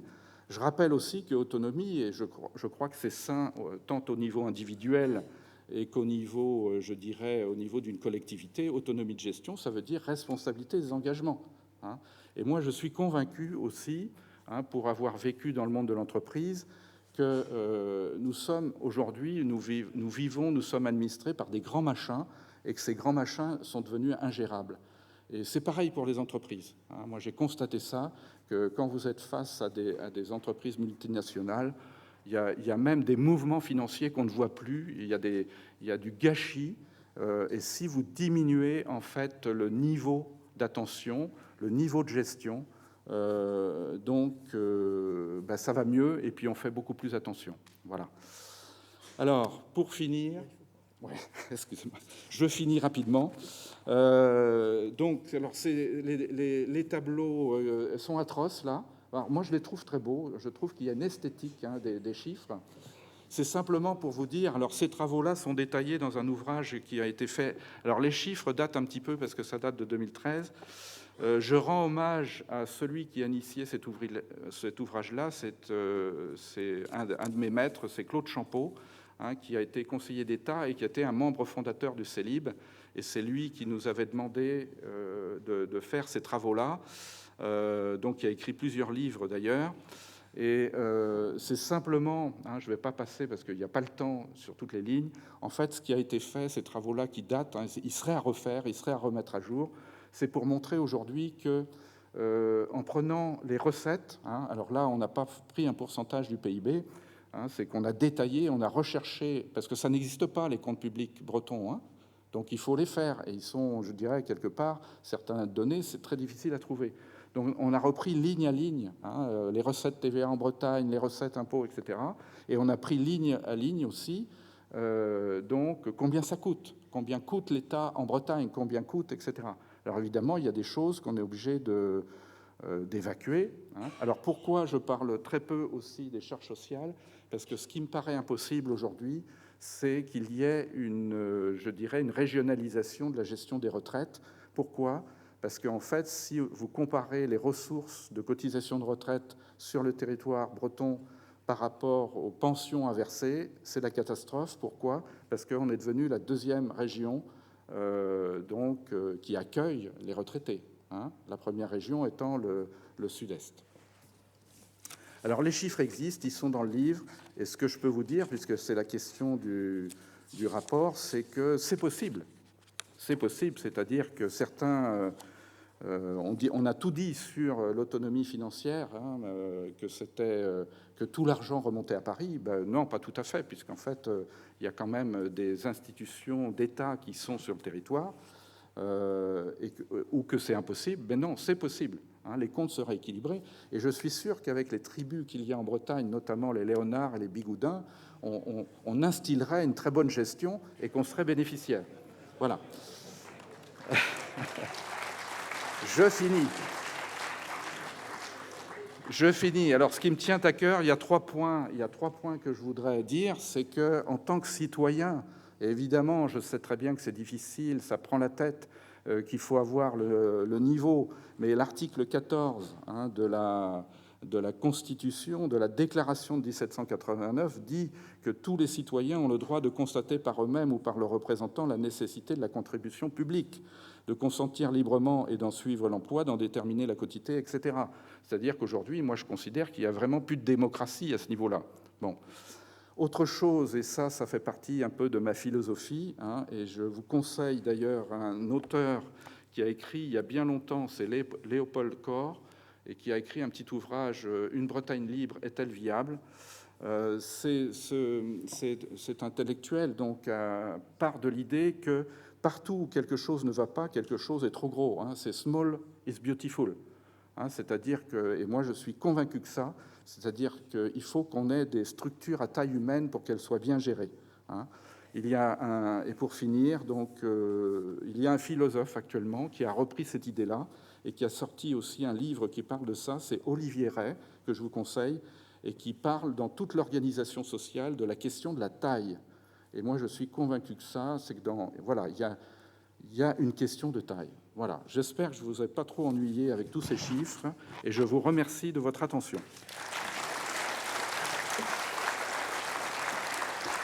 Merci Yves Brun pour nous avoir montré l'esthétique des feuilles de compte. Voilà, je vous rappelle qu'on pourra poser des questions dans quelques instants, mais tout d'abord, on va accueillir Michel Feltin-Palas, que vous connaissez sans doute. Il est rédacteur en chef à l'Express, auteur, conférencier, amoureux de la diversité culturelle, auteur de nombreux ouvrages dont l'excellent Sauvons les langues régionales chez Léopold et de très nombreux articles. Et il a l'occasion de pratiquer sa passion pour les cultures régionales en devenant le rédacteur en chef chargé des suppléments régionaux à l'Express avec sa lettre d'information hebdomadaire que je vous conseille, Sur le bout des langues. Et il va nous parler bien sûr de la défense des langues minorisées. Michel Feltin-Palas, c'est à vous. Merci. Bonjour à tous, merci d'accueillir un affreux Parisien comme moi dans cette terre bretonne. J'espère aussi que je ne vais pas me faire lyncher d'ici à la sortie. Je vais faire un petit pas de côté. Moi, je ne vais pas vous parler d'autonomie politique ou fiscale. Je vais vous parler de langue de France, de langue régionale. Mais peut-être qu'on n'est pas très loin parce qu'on peut supposer que si la Bretagne était autonome, la situation des langues de Bretagne serait meilleure. Et comme le disait M. Talamoni, peut-être que la bataille culturelle est-elle en amont de la bataille politique et les choses sont sans doute liées. Juste un mot de présentation pour vous dire qu'il y a deux raisons pour lesquelles je m'intéresse à ce sujet. Comme souvent, il y a une raison personnelle et une raison professionnelle. La raison personnelle, moi, j'ai toujours vécu à Paris. Mon père était parisien, mais ma mère était béarnaise. Elle était plus que béarnaise, elle était béarnophone. On peut aussi dire gascophone ou occitanophone, peu importe. En tout cas, je passais énormément de temps dans sa famille, au fin fond d'une petite vallée béarnaise. Et la langue de ma mère, la langue de sa famille, la langue de tout le village, c'était le béarnais, comme ça l'était depuis 1000 ans, au bas mot. Et à l'échelle de ma vie, ce qui n'est pas beaucoup quand on s'intéresse à la linguistique, j'ai vu cette langue non pas disparaître, mais devenir minoritaire. Et malheureusement, si on prolonge les cours, il y a toutes les raisons de penser que cette langue aura disparu d'ici à quelques décennies. Donc disons que j'ai une approche sensible, certains diraient tripale, de la question. Et puis, la raison professionnelle pour laquelle je m'intéresse à ce sujet, c'est que ça fait peut-être une vingtaine d'années maintenant que j'écris sur les langues en général. Et comme tu l'as dit à l'instant, et je te remercie, depuis 5 ans, je le fais de manière hebdomadaire à travers une lettre d'information qui s'appelle « Sur le bout des langues », que je publie pour l'Express, qui est gratuite. J'en fais la publicité parce que j'ai besoin de gagner des lecteurs pour montrer à Paris qu'il y a beaucoup plus de gens qui s'intéressent à ces questions qu'on ne le croit à l'intérieur du périphérique parisien. Et depuis quelques temps, il y avait un certain nombre de lecteurs qui me disaient « mais il faudrait que vous regroupiez vos lettres à travers un livre ». J'avais retenu l'idée, encore fallait-il trouver un éditeur. Et j'ai eu la chance de trouver un éditeur parisien, et donc je tiens à le saluer parce que ça n'est pas évident, les éditions Héliopole, qui a accepté de prendre le pari financier, parce qu'un livre, c'est un pari financier, pour publier donc un recueil d'articles. Donc ça regroupe pour l'essentiel des articles publiés dans ma lettre d'information, dans un livre donc, que vous avez derrière vous, qui s'appelle « Sauvons les langues régionales ». Voilà, alors le message du livre, il est simple, c'est qu'il est possible de sauver nos langues de France. Et alors, je n'ai pas le temps de développer comment, mais je voudrais développer 3 points ici. Déjà, il faut répondre à la question « Pourquoi sauver les langues régionales ?» Ça n'est pas évident pour beaucoup de Français. La deuxième raison, c'est d'essayer de comprendre pourquoi la France cherche à faire disparaître ce qui constitue en fait un élément de sa richesse patrimoniale. Il faut comprendre ça, rentrer dans la logique de nos adversaires, si vous voulez, pour arriver à répondre à cette question. Et puis, le troisième point que je développerai, bien sûr, c'est concrètement comment faire. Alors, pourquoi sauver les langues régionales? Je fais une parenthèse. On me reproche souvent, et je le comprends, d'utiliser le mot « langue régionale », en me disant qu'il faudrait parler de langue minorisée, de langue autochtone, etc. J'en suis évidemment d'accord sur le fond, et je préférerais utiliser cette expression. Si je ne le fais pas, c'est parce que d'une part, j'écris dans un journal grand public, et d'autre part, parce que mon but modeste, c'est d'essayer de convaincre ceux qui ne sont pas convaincus. Et donc, si je titrais ce livre, par exemple, « Comment sauver les langues minorisées », sans doute certains d'entre vous l'achèteraient-ils, mais ceux qui sont nos adversaires ou ceux qui ne sont pas sensibles à la question n'iraient pas. Donc j'ai choisi, peut-être à tort, mais je vous dis honnêtement l'état de ma réflexion, d'utiliser l'expression la plus largement utilisée en France pour essayer de toucher un maximum de monde malgré ses défauts. Je ferme la parenthèse. Donc on nous dit souvent, mais ça ne sert à rien de parler une langue régionale. Pour trouver du travail, il faut parler français ou anglais, mais parler breton ou béarnais, ça ne sert à rien. Or, je pense qu'il faut d'abord répondre à ça. Je citerai qu'un argument ici, c'est les avantages désormais prouvés par les neurosciences du bilinguisme précoce. Pendant des décennies et des décennies, chez vous comme chez moi, on disait mais il ne faut pas parler patois aux enfants, moi c'était le terme qu'on utilisait, parce que tu vas les empêcher de parler français et tu vas bloquer leur réussite scolaire. On sait aujourd'hui que c'est faux, c'est même l'inverse. Un enfant qui parle 2 langues est habitué très jeune à la complexité. Ne m'en demandez pas plus, mais les neurosciences ont prouvé que ça habitue le cerveau à des complexités neuronales. Les circuits activés ne sont pas les mêmes. Et un enfant qui parle 2 langues va non seulement apprendre plus facilement une 3e, une 4e langue, mais il va être meilleur dans toutes les matières, en fait. Il va être meilleur en maths, il va être meilleur en histoire, et il va être meilleur en français. Certains d'entre vous connaissent sans doute un rapport du ministère de l'Éducation nationale, qui ne passe pas pour être le plus chaud partisan des langues de France. Un rapport sur les écoles d'Iwan, qui est contestable sur une partie à la fin de ce rapport, mais qui est très précieux pour nous dans le combat que nous menons. Donc, ce rapport de l'Éducation nationale dit ceci: le pourcentage d'élèves de Diwan qui atteignent le niveau B1 en breton est de loin le plus élevé. Par rapport aux autres types d'enseignement, on pouvait s'en douter. Mais les résultats en français sont eux aussi positifs. Le réseau Diwan obtient en résultat d'évaluation d'entrée en 6e au diplôme national du brevet des résultats meilleurs que ceux de la moyenne nationale. Donc nous avons un rapport du ministère de l'Éducation nationale qui dit que les enfants qui sont dans l'enseignement immersif obtiennent des meilleurs résultats en français que la moyenne. Bizarrement, le ministère de l'Éducation nationale n'a pas fait une publicité outrageuse de ce rapport. Mais il faut l'utiliser, voilà, même si ce rapport est contestable sur d'autres points. Alors, il y aurait énormément d'autres arguments. J'en cite un autre. Parler différemment, c'est penser différemment. Je ne l'illustre qu'à travers un seul exemple. Vous savez que nous avons en France une excellente école de mathématiques, avec des mathématiciens qui obtiennent l'équivalent du prix Nobel de manière régulière. Cédric Villani est le plus connu. Et cette école de mathématiques française publie en français dans ses travaux de recherche, ce qui est rare. Vous savez qu'en général, la langue des publications, c'est l'anglais. Et que disent les mathématiciens? Ils disent ceci, je vous cite la phrase: « Ce n'est pas parce que l'école de mathématiques française est influente qu'elle peut encore publier en français, C'est parce qu'elle publie en français qu'elle est influente, parce que cela la conduit à emprunter des chemins de réflexion différents. Les mathématiciens français trouvent des choses que ne trouvent pas les mathématiciens anglo-saxons parce qu'ils pensent en français. Et naturellement, ce qui est dit du français et de l'anglais est vrai de toutes les langues. Le castillan, l'allemand, le breton, le béarnais, on trouverait des choses différentes. Il faut voir les langues comme une richesse collective. Si on prend un parallèle avec la biodiversité, le fait que nous ayons des plantes nombreuses et diverses nous permet de trouver des médicaments. Et si on n'avait plus qu'une seule plante, on ne trouverait plus autant de médicaments. C'est la même chose pour les langues. C'est une richesse collective de l'humanité. Et cela, à soi seul, devrait conduire la France à préserver l'ensemble de ces langues qui forment une richesse extraordinaire, puisque nous avons la plus grande diversité linguistique d'Europe, sans parler de l'outre-mer. Alors pourquoi, il faut essayer de comprendre pourquoi la France, qui a une richesse extraordinaire, cherche à la détruire. Il y a deux raisons principales. La crainte du séparatisme et le fait que le français serait la langue de la liberté et que nos langues seraient les adversaires de la liberté.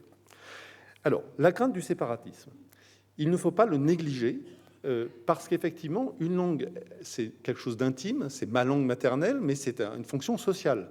Je parle ma langue avec les autres et donc ça permet à un groupe de se définir comme un groupe.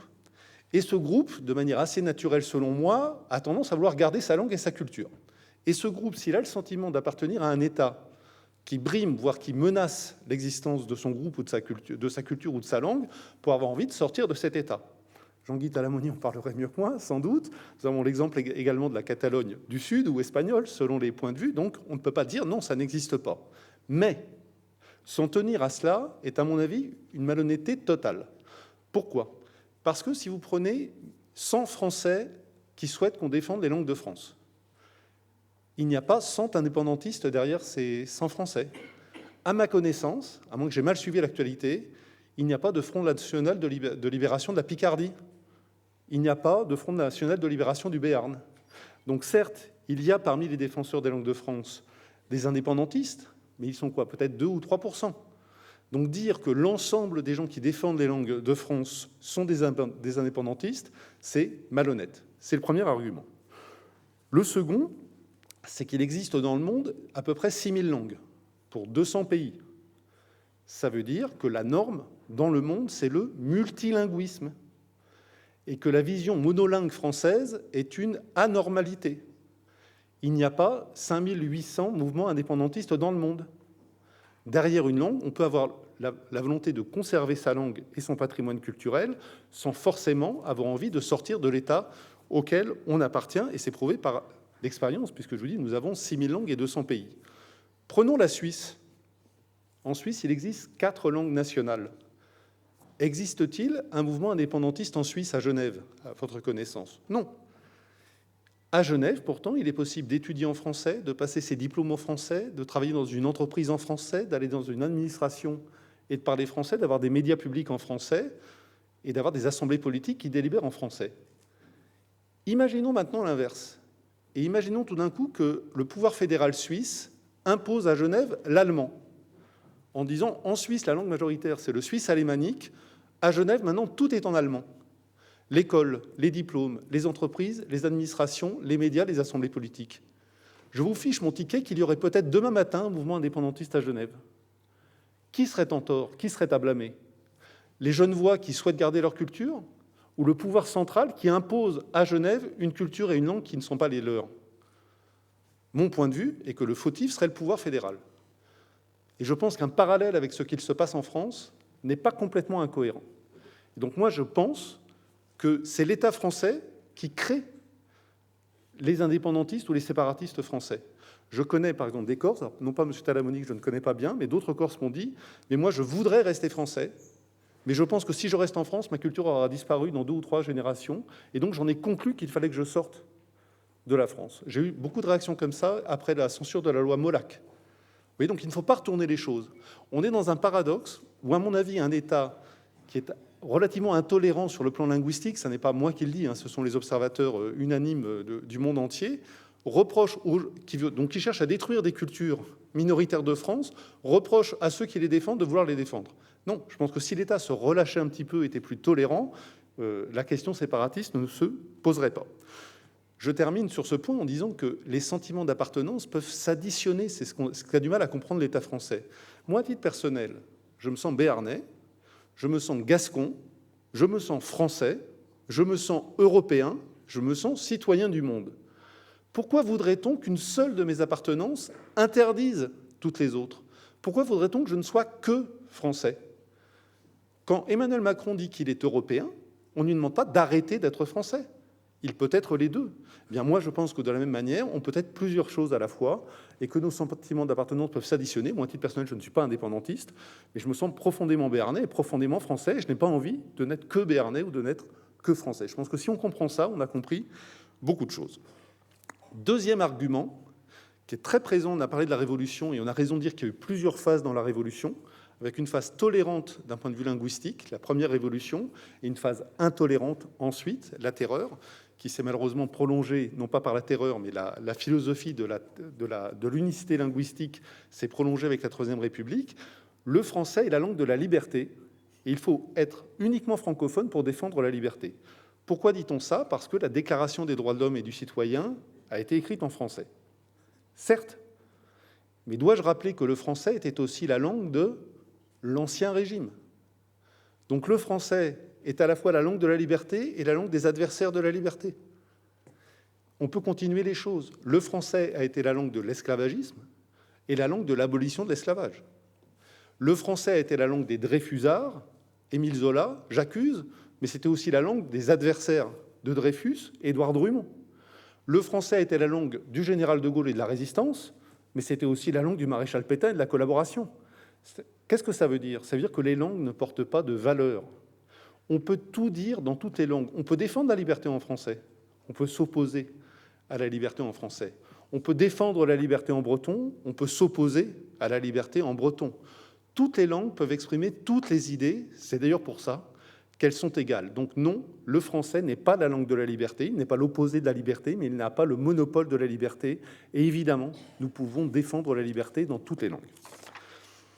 Alors, une fois qu'on a dit ça, une fois qu'on a dit qu'il est légitime de les sauver et que les arguments qui s'opposent à nos langues ne tiennent pas la route, il y a beaucoup d'autres arguments que j'essaye de démonter dans le livre, comment on pourrait les sauver? Eh bien, c'est très simple. C'est très, très simple. Il suffit de faire ce qu'il se fait dans la plupart des démocraties européennes qui nous entourent. Je n'ai rien à inventer, nous n'avons rien à inventer. Je prends un seul exemple, puisque nous sommes en Bretagne. Un exemple qui a testé, c'est celui du Pays de Galles. Le breton et le gallois, c'est formidable comme exemple. Pourquoi? Parce que ce sont deux langues qui appartiennent à la famille des langues celtiques. Parce que ce sont deux langues parlées dans deux pays géographiquement proches et de développement économique comparable. Ce sont deux langues minoritaires qui font face à deux langues très puissantes. Le français chez nous, l'anglais au Royaume-Uni, et ce sont des langues qui comptaient à peu près le même nombre de locuteurs il y a 40 ans, 500 000. Qu'observe-t-on aujourd'hui? 500 000 locuteurs dans les années 80, 200 000 environ aujourd'hui. 500 000 locuteurs du gallois dans les années 80, 650 000 aujourd'hui. Ceux qui m'expliquent que nos langues sont condamnées par la modernité, je leur souhaite bon courage pour m'expliquer pourquoi le gallois est adapté à la modernité et pas le breton. Quelle est la différence? C'est que nous sommes dans un pays où la politique linguistique est très défavorable aux langues minoritaires, alors qu'elle est très favorable au Royaume-Uni en faveur du gallois. Et donc, il suffirait de faire comme au Pays de Galles. Au Pays de Galles, l'enseignement du gallois est obligatoire pour tous les enfants jusqu'à 16 ans dans quasiment toutes les écoles. Enseignement du gallois obligatoire jusqu'à 16 ans. En Bretagne, l'enseignement du breton ou du gallo ne sont pas obligatoires dans toutes les écoles jusqu'à 16 ans. Au Pays de Galles, depuis 40 à 50 ans, il y a une radio publique et une télévision publique financées sur fonds publics intégralement en gallois. France 3 Bretagne, France Bleu Brésil, je crois que ça s'appelle ici, à ma connaissance, ne sont pas diffusées intégralement en breton, financées par fonds publics depuis 40 à 50 ans. Des mesures comme celle-là, je peux vous en faire une dizaine, mais comme le temps est limité, voilà, je vais m'arrêter là. On pourrait prendre l'exemple du Québec, l'exemple de la Suisse, etc. Donc on sait comment préserver des langues minoritaires, il suffit de faire comme nos voisins européens comparables, que la France le fasse. Je termine donc en disant qu'il est important, qu'il serait sain, que la France comprenne la différence entre langue commune et langue unique. Le français langue commune, à titre personnel, ne me pose aucun problème. Le français langue unique est une catastrophe qui nous mènera un jour à l'anglais langue unique de l'Europe et de la planète. Et je pense que nous, en défendant les langues minoritaires, nous sommes des défenseurs de la diversité linguistique et donc, in fine, des défenseurs du français face à l'anglais. La France est riche de sa diversité. Fernand Bretel. Dans tous les domaines, nous nous en félicitons. Nous avons une diversité de cuisine, de paysages, d'architecture, de monuments. Que penseriez-vous d'un gouvernement qui dirait « Écoutez, il y a plein de monuments en France, on va garder que ceux qui sont à Paris et on va détruire tous les autres. On va détruire Chambord, on va détruire le pont du Gard, etc. parce que ça n'est pas en Île-de-France. » On hurlerait au scandale et on aurait raison. Eh bien, c'est ce qu'on fait sur le plan linguistique. Nous disons en France, il y a plein de langues, on va garder que celle de Paris et on va détruire toutes les autres. C'est tout aussi absurde. Et moi, je vous le dis, en défendant le patrimoine linguistique du pays, en défendant les langues minoritaires de France, je me sens beaucoup plus patriote que ceux qui détruisent le patrimoine linguistique de France. En défendant le breton, vous ne défendez pas seulement le breton, vous défendez le patrimoine de toute la France, vous défendez le patrimoine culturel de l'humanité soutenu par l'UNESCO. C'est donc un combat aussi juste que légitime et qui rejoint les vrais intérêts nationaux du pays, à mon avis. Nous sommes les vrais patriotes et ceux qui détruisent nos langues sont des adversaires du patrimoine de la France. Je vous remercie et pardon d'avoir été un tout petit peu long.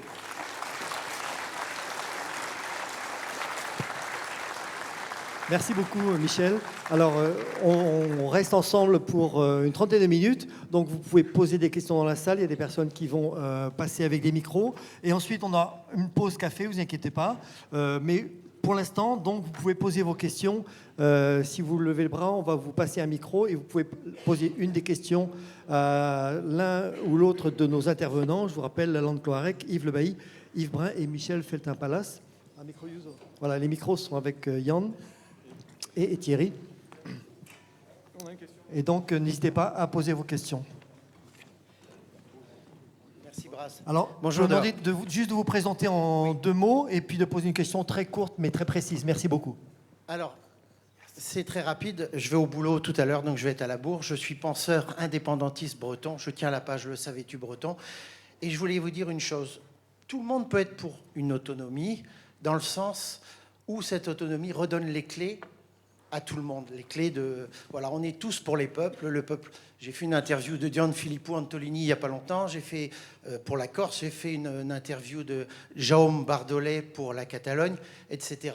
On est tous pour les peuples. C'est des droits de l'homme. Il faut le rappeler, la France n'a jamais ratifié la Déclaration des droits de l'homme de 1948. Ce que je voulais juste dire, c'est que une maison qu'on nous donne en nous disant « Tenez, c'est une maison moderne. Voilà, vous êtes... » Il y a des pays africains qui ont récupéré l'indépendance et ils ne le sont toujours pas. Donc, au-delà de ça, il y a... ce qu'on a entendu, c'était très intéressant. Il y a un combat qui est culturel. Et sur ce combat culturel, il faut surtout qu'on n'oublie pas notre histoire. Et notre histoire, elle est claire. Elle est claire parce que nous avons, depuis des années, comme de nombreux pays par le monde, combattu, été envahis, perdu nos pouvoirs, etc. Aujourd'hui, je suis venu vous apporter à tous mon petit cadeau de Noël. Je ne suis pas le Père Noël, mais je vous amène ça. C'est un document du ministère de l'Intérieur. En fait, ce serait bien de poser une question à nos intervenants, parce que sinon, on n'aura pas le temps de... Oui, mais je vais partir, je laisse juste la feuille. Je laisse juste la feuille, chacun sera libre de la prendre ou de la laisser. Ce document-là, c'est un document qui a été obtenu par Louis Mélènec il y a quelques années. Et ce document, il est très simple. Il indique que, effectivement, il demandait à recevoir le traité d'indépendance de la Bretagne de 1499 et il demandait également à recevoir le document de 1532. Et le ministère des Affaires étrangères et des directions des archives lui dit « Monsieur, pour 1499, il est classé avec les traités internationaux, comme tous les autres traités internationaux. Pour le document de 1532, c'est un acte interne à la France. Donc, je ne peux pas vous le donner. Là, c'est l'histoire. C'est notre maison Bretagne. Je vous le laisse ici et je laisse à chacun le libre choix, le libre arbitre de le lire, de ne pas le lire. Mais voilà, c'est un document d'importance. Et c'était tout ce que j'avais à vous dire. Je vous remercie. On va passer aux questions. Voilà, on a une question ici. Ouais.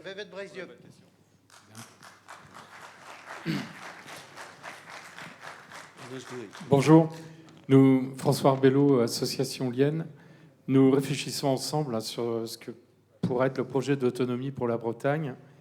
Et évidemment, une telle évolution va nécessiter une forte mobilisation populaire au niveau de la Bretagne. Elle ne peut pas se faire que par le biais de quelques personnes, aussi légitimes et élues soient-elles. Et je voudrais juste rappeler qu'aux élections régionales, nous avons eu 65% d'abstention.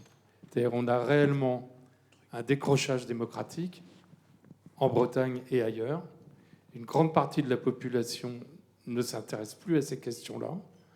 Donc la question, c'est comment peut-on, autour de ce projet, de cette idée d'autonomie, peut-on mobiliser, intéresser la population bretonne, les acteurs également de la société civile, les associations, les gens qui sont dans l'environnement, dans l'économie, dans le social, etc. Comment, disons, créer un vaste consensus autour de cette idée? Est-ce que quelqu'un veut répondre à une question? Oui, Yves. Oui, Yves Labailly va répondre à la question. Oui. Bon, François, tu connais mes propos, mais bon, ça fait rien, je vais répondre à ta question. Je l'ai dit, l'autonomie, c'est par rapport aux problématiques actuelles, mais c'est surtout, pour moi, les problématiques à venir qui vont être fondamentales et qui impliquent nécessairement l'autonomie. Si nous n'avons pas cette autonomie, notre région disparaîtra dans l'uniformité nationale et mondiale. Bon. Donc comment rallier la population à ces véritables enjeux, ceux qui la concernent? Je vais prendre les noms: le logement, l'énergie. On voit aujourd'hui ce que la crise de l'énergie, enfin les spéculations énergétiques ont comme effet sur les ménages. Et c'est bien là que se trouve posée la question d'une forme d'autodétermination, d'autogestion, de ce qui constitue le socle de notre vie quotidienne. S'alimenter, se chauffer, s'éclairer, avoir ces biens élémentaires que sont l'eau et l'air. Et ça ne peut passer que par, je l'ai dit, une fonction politique complètement renouvelée. La fonction représentative, enfin la démarche représentative avoue ses limites. Et je dirais que même c'est terrible, je vais faire une pique, mais l'absence aujourd'hui de nos représentants élus est un non-sens. Elle est puérile. Elle refuse de voir le problème. Et aujourd'hui, c'est à la population elle-même de reprendre en main la gestion de ces questions-là. Et ça ne peut se faire qu'à des échelons, c'est ce que j'ai dit tout à l'heure, à des échelons plus locaux, où l'idée de solidarité d'une communauté prévaut sur toute autre considération, la construction de la maison commune. Et donc, c'est bien pour cela que, et quand je citais Loïs Laurent tout à l'heure, on défendait cette idée de commune. La commune, c'est peut-être l'entité de base, aussi limitée soit-elle politiquement, mais qui permet déjà de toucher ces questions-là et de toucher le maximum de population sur ce qui conditionne sa vie quotidienne.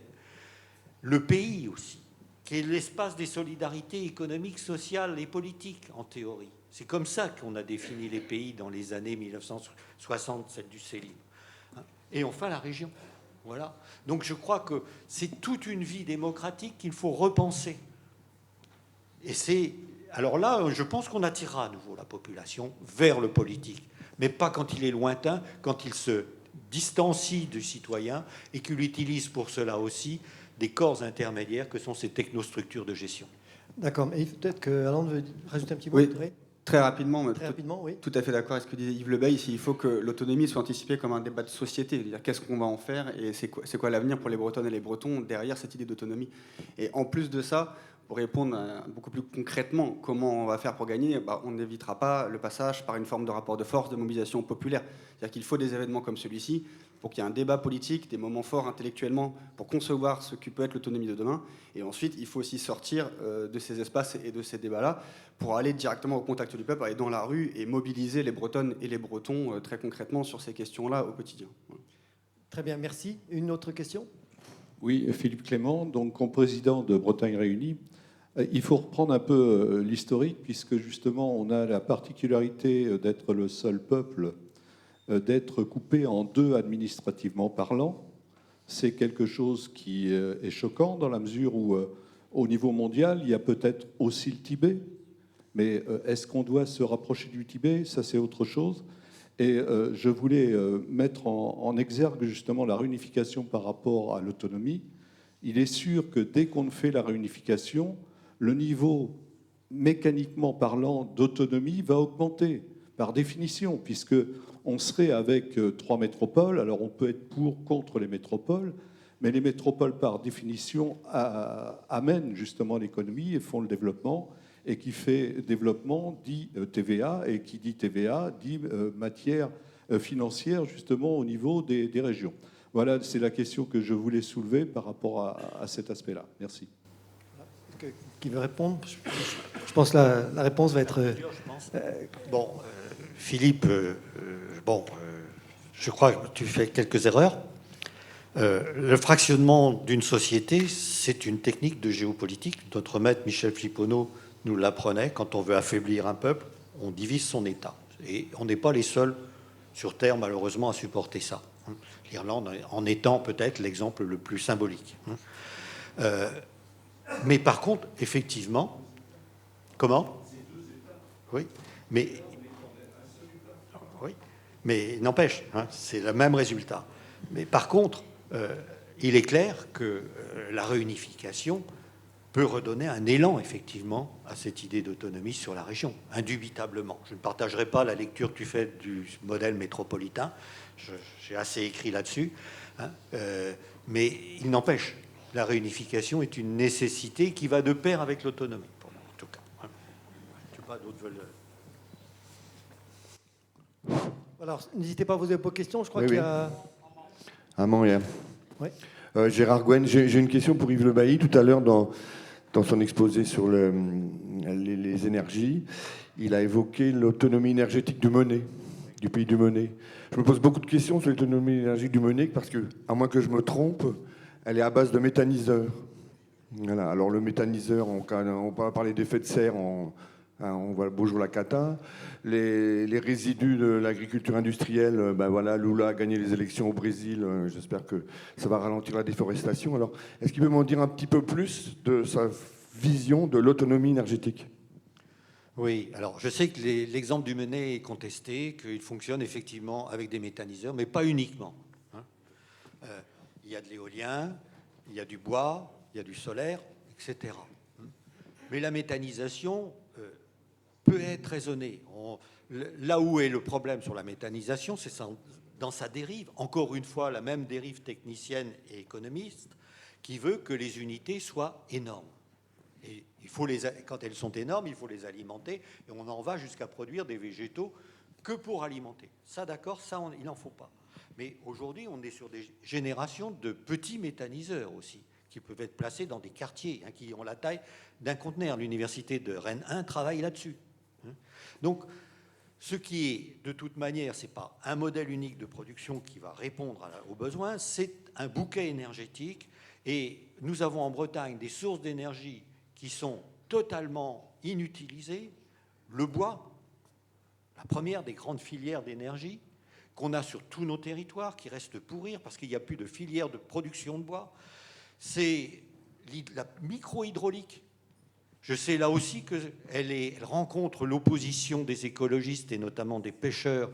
Et on en parlait hier soir parce que c'est quand même dramatique de voir que toute cette eau qui court pourrait être source d'énergie sans perturber la continuité hydrique d'un cours d'eau.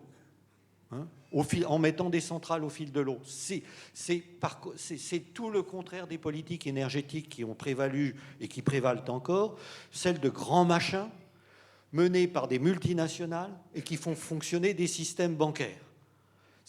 Or, produire de l'énergie, quand on va dans les pays du nord de l'Europe, eh bien, chaque ferme a sa microcentrale au fil de l'eau. Et c'est considéré comme normal. Elle ne pollue pas. C'est un exemple, mais pourquoi ne peut-on pas faire cela? Moi, je vais prendre un exemple. Dans la commune où j'habite, nous avions un maire écologiste bien connu et qui a retapé le moulin, le vieux moulin, pour en faire une salle communale. Et pour que ça ait du cachet, il a bien sûr refait sa roue à aube. Sa roue à aube tournait à vide. Et dans le même temps, il revendiquait une éolienne parce que pour lui, l'énergie verte n'est qu'éolienne. Dans un lieu où il était impossible de mettre une éolienne. Donc, résultat, il n'a pas eu d'éolienne. Il nous a fait une salle de sport avec panneaux solaires, très belle, très coûteuse, mais qui est dans un endroit de la commune qui n'alimente pas les panneaux solaires. Bon. Donc, mais tout ça, ça s'est fait sans débat dans la vie communale. Et c'est bien là qu'est le problème. Le problème, et j'en discutais même avec des gens de partis qui sont considérés comme nationaux, mais qui ont travaillé au niveau du Braise, eh bien, la question énergétique passe d'abord par le débat avec les populations. Parce que tôt ou tard, il y a des contraintes quand on produit une énergie. Il faut que l'intérêt du besoin énergétique supplée les externalités négatives qu'il génère. Et il y a un choix à faire. Il faut que ce choix soit le plus petit possible. Donc, oui, l'exemple n'est pas parfait pour répondre, mais c'est une tentative. Et moi, je dis qu'il y a beaucoup de choses qu'on pourrait faire. Les Baléares, par exemple, imposent qu'au-dessus de 300 mètres carrés de toiture, ou 200, je ne sais plus exactement, il y ait couverture en panneaux solaires, par exemple. On pourrait tout à fait avoir la même chose chez nous. Voilà. On va être obligé de raccourcir. Une dernière question. On ne va pas pouvoir véritablement faire de pause avant de reprendre la deuxième partie. Donc, s'il y en a qui ont envie de sortir quelques instants, ils le peuvent. On prend une dernière question. Une remarque. Très donc, vite, oui, une remarque. Une remarque. Pour moi, c'est des réunions. Cette réunion est une grand-messe de plus. Beaucoup de théories. On avait les 5 points de l'appel de Carhaix. Et les partis français présents en Bretagne et qui font des voix en Bretagne travaillent pour les Bretons. Ils parlent des transports en Bretagne. Ils parlent de la PAC en Bretagne. Est-ce que les Bretons vont choisir entre le foin et le maïs?